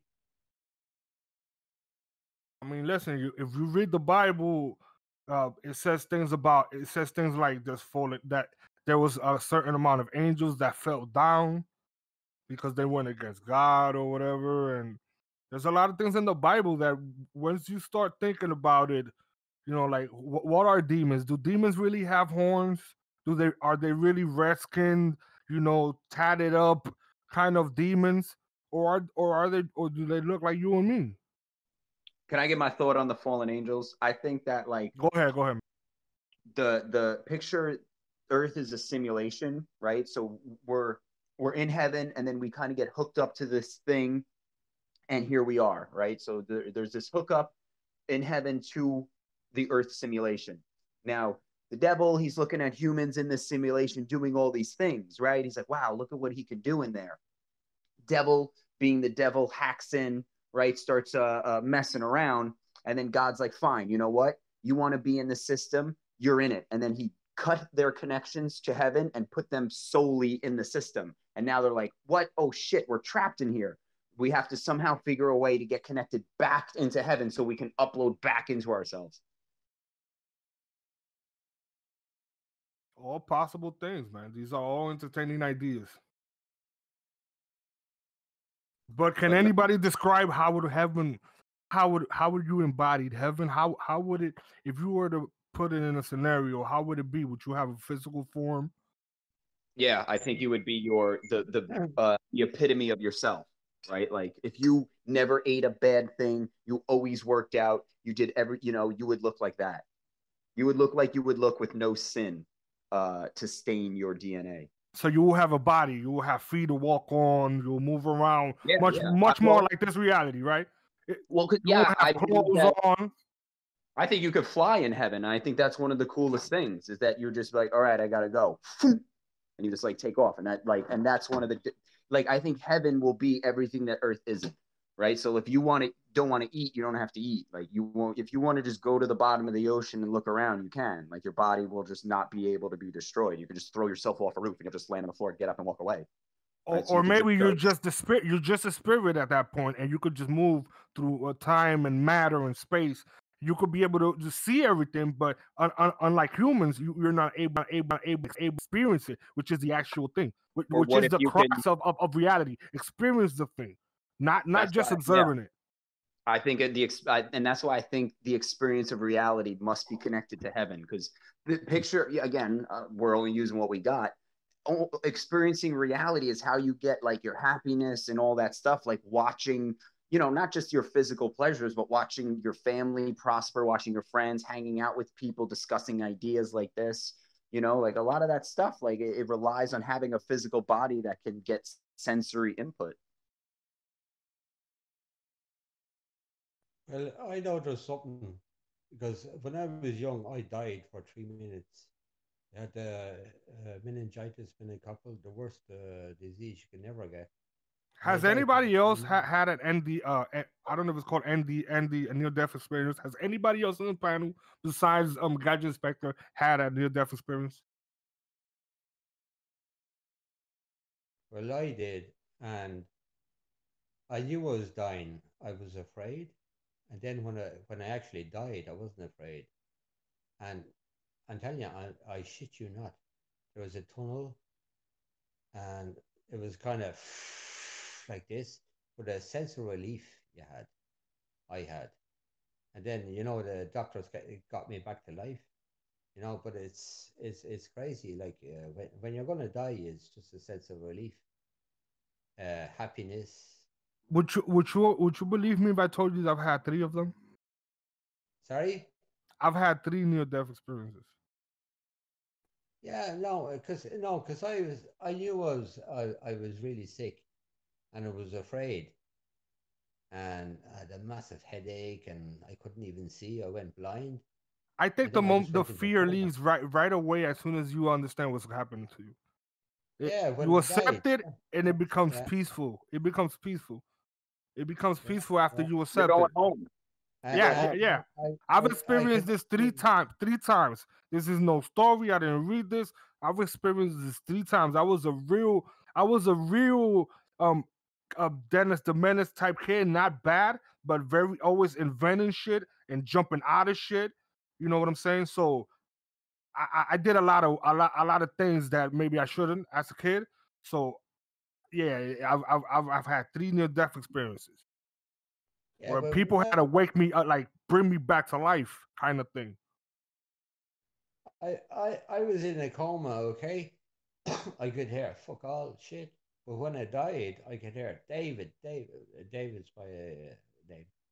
David, come back, and I actually was told that it was the doctors saying, David, come back, but I wanted to go, kind of thing, and there was a tunnel. It's kind of like a big white tunnel with a black light in the middle. You know what? I don't think that's. I think it's just another reality. I think you just wake up in another reality, like in a dream. I don't know, but like, I'm not religious now. I think religion is a fucking load of bollocks. Religion is in your own head. God is my God. What the churches did over the years, wars and shit like that. I don't believe in that. But there is something. I'm telling you, guys. I'm telling you. I think there's a lot of good shows out there that show us kind of these things. Like, there's a lot of like good writers that I don't know what the hell they're into, but their shows are real good. There's one called the Old Way. I think it's the Original Angel. Man, that's a good freaking show, man. A lot of gravy in that show.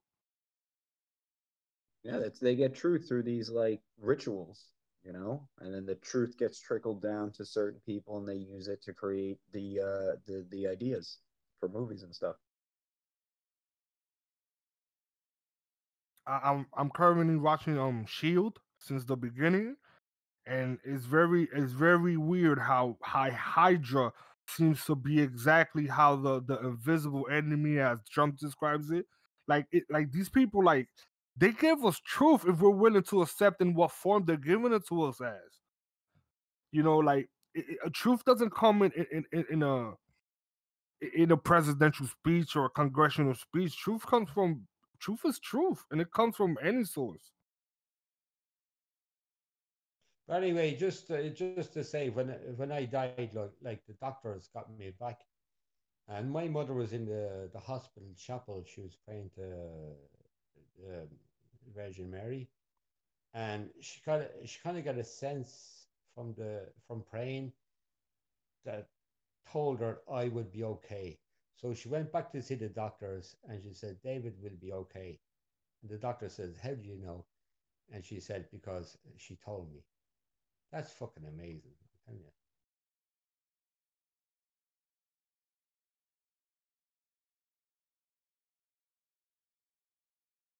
That's crazy, guys.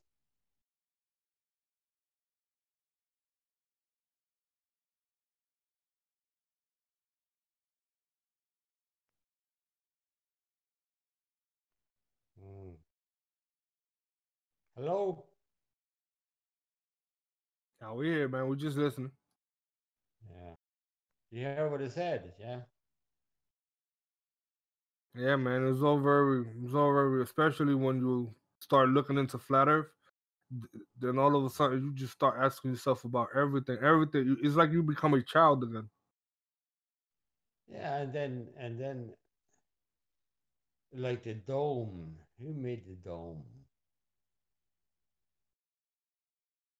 Exactly, and maybe the creator made the dome.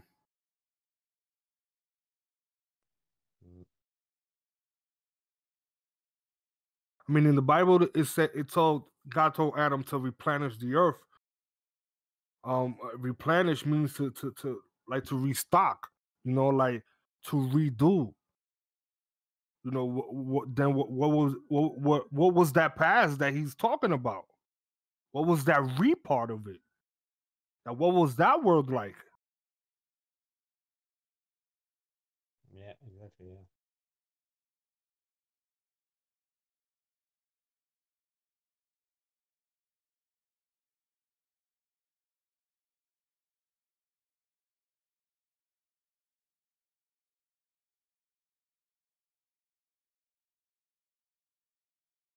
Makes you think, doesn't it? Yeah.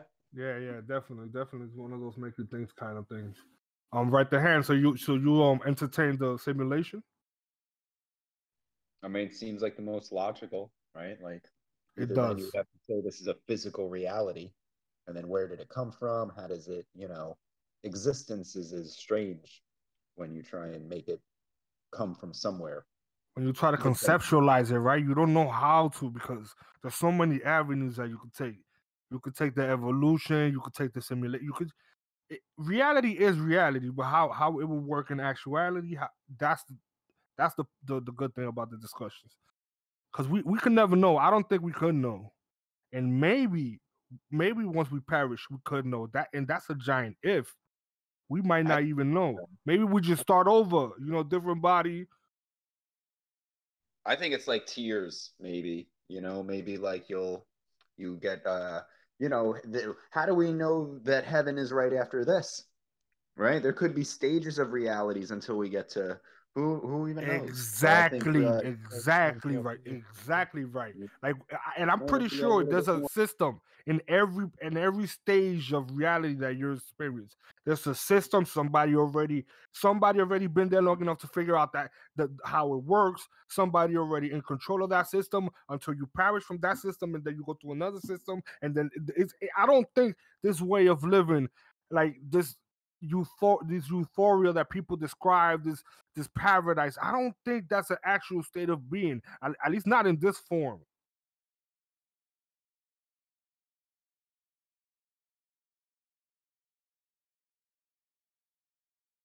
Yeah, well, I mean, I think part of it is that like you got to have that, a lot of people can't conceive of a reality that, isn't like the one we're in.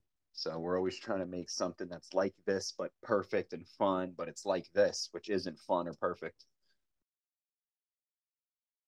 A lot of people can't conceive past going their house and their job and whatever entertainment they have locally. A lot of people can't get past the idea of a world existing outside of that. Right? These are not, people don't really think that far like we're thinking. What I believe is God creates man, but I think the devil creates man as well. There's a lot of good people on the earth, and there's a lot of bad people on the earth as well. So I think they're having a little battle here, the two of them. And you believe that the devil is bad, right? Or whatever we perceive to be bad to be, right? Yeah, there's a lot of bad people like NASA, lies and shit like that, the cabal and everything. Like there's a lot of lies. They're hiding the flat earth and shit like that. I think I don't know who's winning. Who's winning? And can anybody tell me what is it that the devil does? Gives you choices. Look at today now. Gives you choices, Jay. That's what the devil does. Gives you a choice. We can't even go and have a drink in the bar. We can't even. What is he the ruler of? What is he the ruler of? We can't even go there today. Who's winning? The devil's winning because he comes to steal, to kill, and to destroy. That's what he does. No, but it says that he rules something. What is it that he rules? He wants to rule your soul. That's what he wants to do. Mainstream media, the shit, the cabal, fucking Jesuits fucking control all that shit, right? The cabal, propaganda and everything. It's not like probably God created everybody, but the devil is inside everybody by the mainstream media feeding shit into their brains. And like, we can't even go out to a dance today. We can't even go out and have a fucking beer with friends. What the fuck story? Okay, they give you a tip. Here's it in a nutshell. The devil's job is to do anything he can to keep you away from discovering who and what God is and keeping you far away from God. That's his sole purpose. Because he hates you and he hates God. Okay, but what I was going more for is the idea that he rules hell, that he's in charge of hell. He doesn't rule hell. Is that not like the mainstream devil story? Yeah, exactly. But that's not well. If you put any weight in biblical scripture, that's not what he does. When Christ returns, he will be thrown into hell. He rules earth in the Bible. Bound for 1,000 years. And what did he do in earth and in hell? What did he do? What was his main role? In hell, he'll be chained up. He won't be doing anything. Right now, he has dominion over the earth. Okay, did he not punish the wicked ones in hell? Was that not his punishment? That's a fairy tale. That's a fairy tale. He doesn't punish anybody. God punishes, not the devil. But what I'm trying to tell you, explain I'm trying to explain the mainstream logic here, right? They say this thing is bad, but what the devil does in this hypothetical world, he punishes the bad. Sounds to me like a prosecutor. Sounds to me like a judge. Sounds to me, you understand? No, but they say that he punishes bad. So how bad could he be if he has a moral compass to be able to judge what bad is? Well, because he goes against that moral compass and goes against God. That's why he's bad. He tries to get people. You're just talking like a baller. That is just it's a lie. That's a story. That's not real. Why are we even talking about it? Yeah, you're taking that mainstream story as the fact. No, nobody's saying that. Nobody's saying.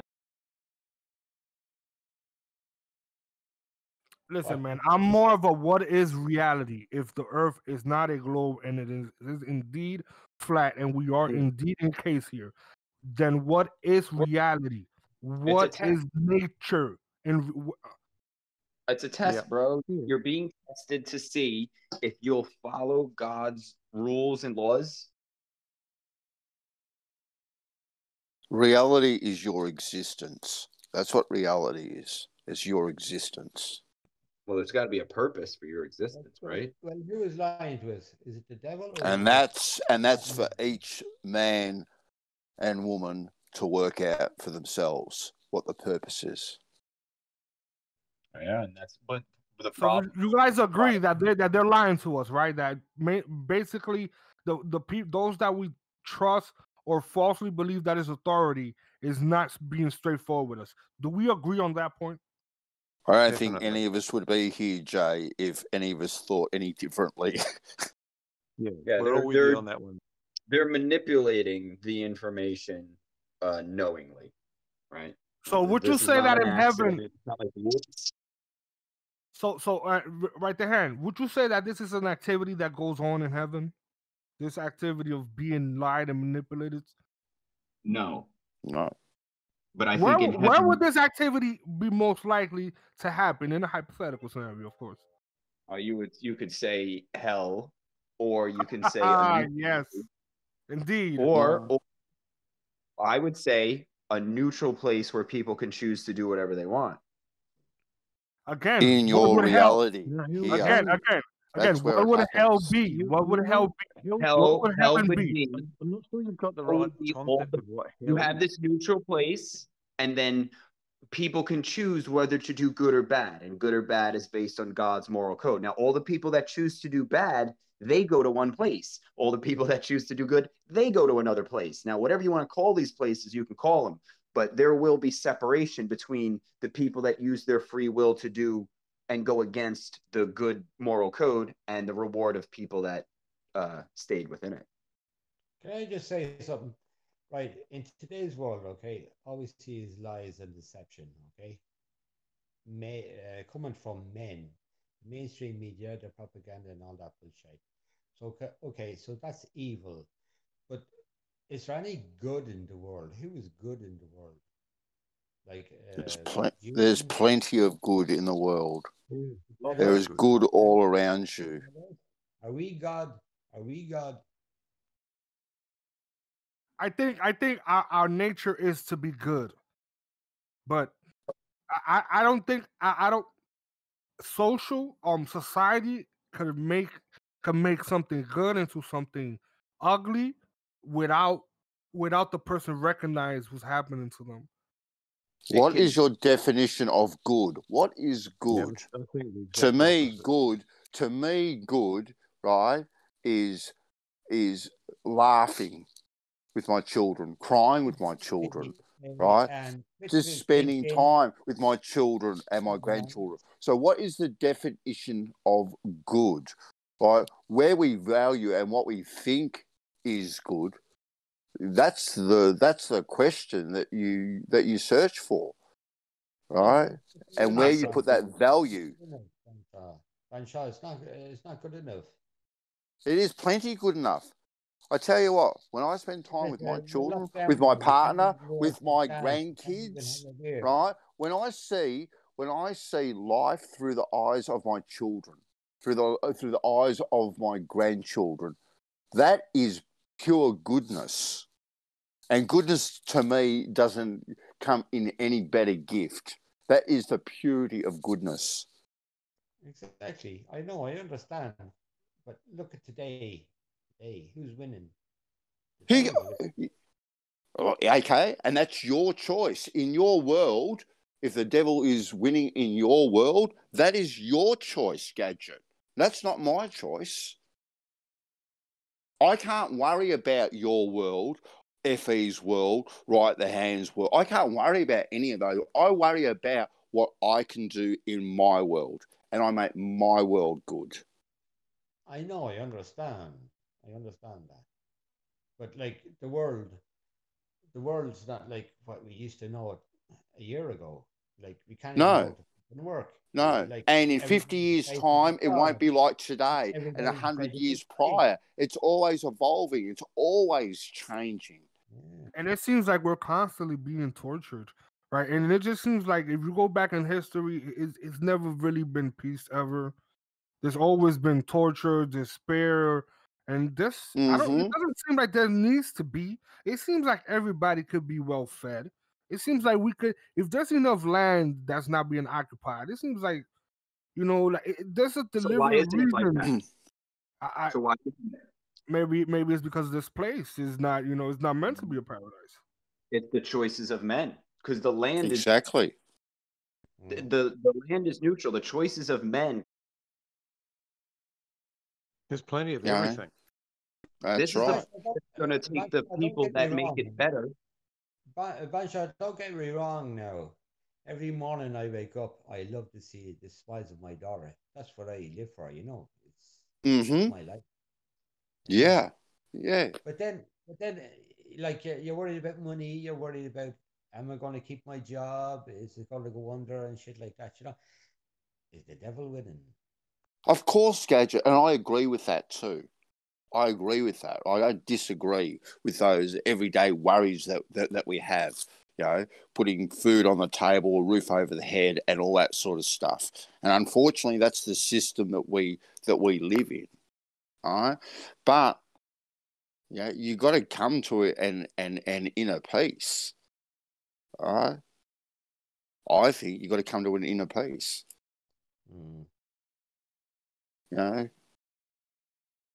We can only change what's in our world, and it's like a ripple in the pond. And hopefully there's enough people that want to do good, and hopefully that pond will eventually still and be perfectly flat, right? And there'll be no more ripples, right? No more evil, right? But I don't see that ever on this place that we're in our reality, right? We can only try and leave it a better place. Leave it a better place for our kids, our grandkids, our great-grandkids. That's what we should strive for, and instill those values on them, so they do exactly the same thing for their kids and their grandkids and so forth and so on. All right, that's what we can strive to do. Yeah. Amen. We'll never know the truth before we die, or will it be later on? I was having that same conversation with this younger kid, and he was like, "Oh, to do good, you have to go out there and find the bad, right?" And I was like,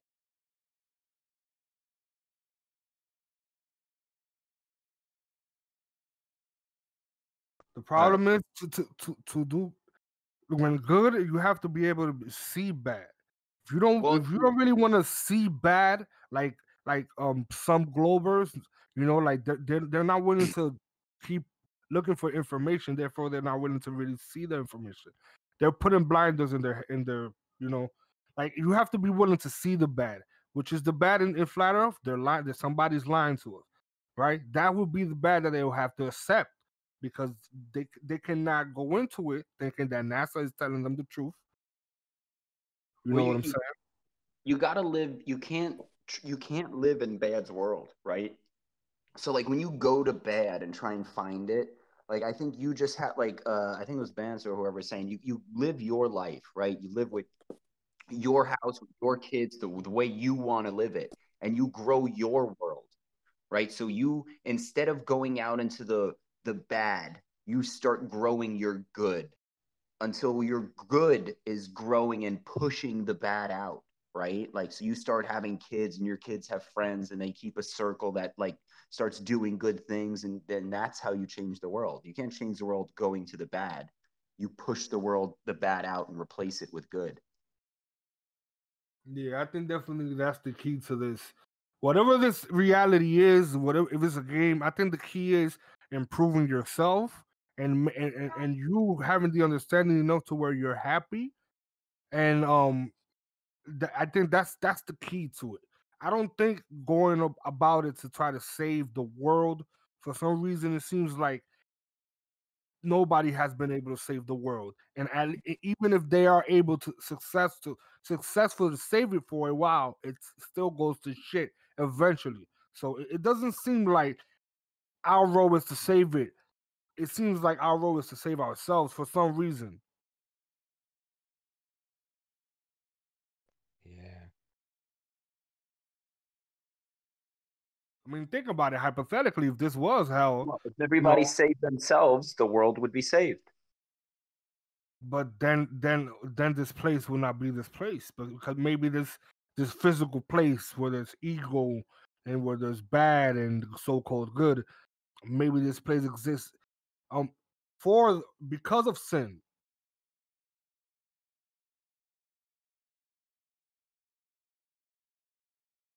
Well, isn't that why we're here? Because we are sinners. That's why we were put here. This is what they say. Maybe. And look what's happening now. Everybody's going to jump on the bandwagon for these fucking new vaccines for the COVID-19. What the fuck? Sheep. Another movie that's pretty, a lot of gravy. You guys seen Sausage Party? Right the hand. You seen Sausage Party? Is that with the food in the supermarket? Yeah, bro. Yeah, it's not made for children. Shouldn't be made for anybody. Man, that should never have been made. Besides the vulgarity of the movie, the meaning behind the movie, bro, it's crazy. How you remember the non-perishables that they made up a story, so because they all knew that the people that they eat them, so they made up a story so everybody could be cool with it, and everybody after a while started believing the story that these are gods and the gods are picking them. You know what I'm saying? That shit. If you start thinking about this reality and that reality in the way that they're lying to us, and like maybe there's a purpose that they're lying to us. Maybe it is for our good, because maybe we can't really handle reality, because maybe the truth is real is disturbing.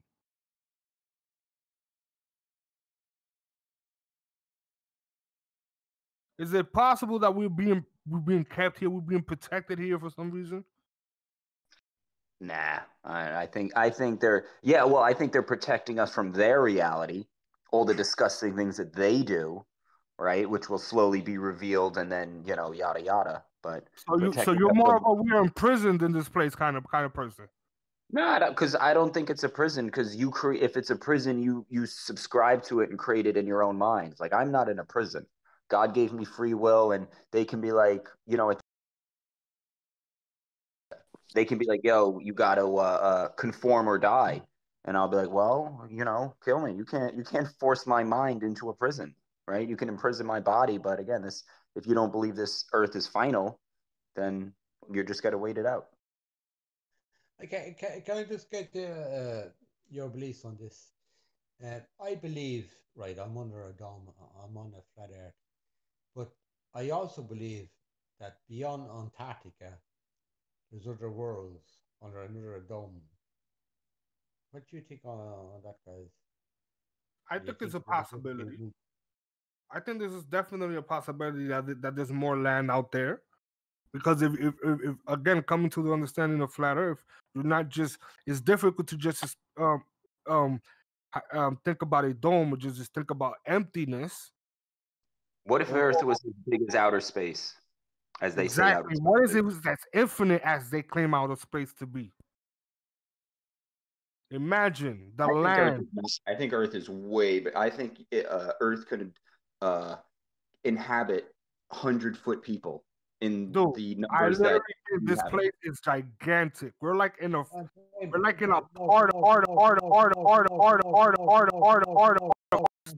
I just think it's one big connected world. But yeah, I think there's an entire different group of people that we have never even been in contact with. Just think about, all you have to do is start thinking about society, how it worked, how it developed, how people invented things. Like, really, like, how do these things just begin? And how is it that we don't have an extensive record of these things? It all seems to be like lies and stuff. We don't really have anything consistent. It just seems like society just blossoms out of nowhere all of a sudden. Yeah, somebody said earlier on, probably we're tier 1, tier 2, tier 3, tier 4, whatever. It's very interesting that, because there's a lot of mysteries in the world, like the pyramids and stuff like that, and the Incas, like they're all lined up, and there's a few funny things that happened in our world years and years ago. Did the other world come into our world just like to set us up and ready to go, or something like that? Just a theory. There's no consistent records of stuff that we can rely on. We just hypothesize about different eras and what may or may not have happened. But there are no consistent records that we can rely on. Of anything, man. So, like, no. Listen, we are clueless. We don't know what anything is. That's right.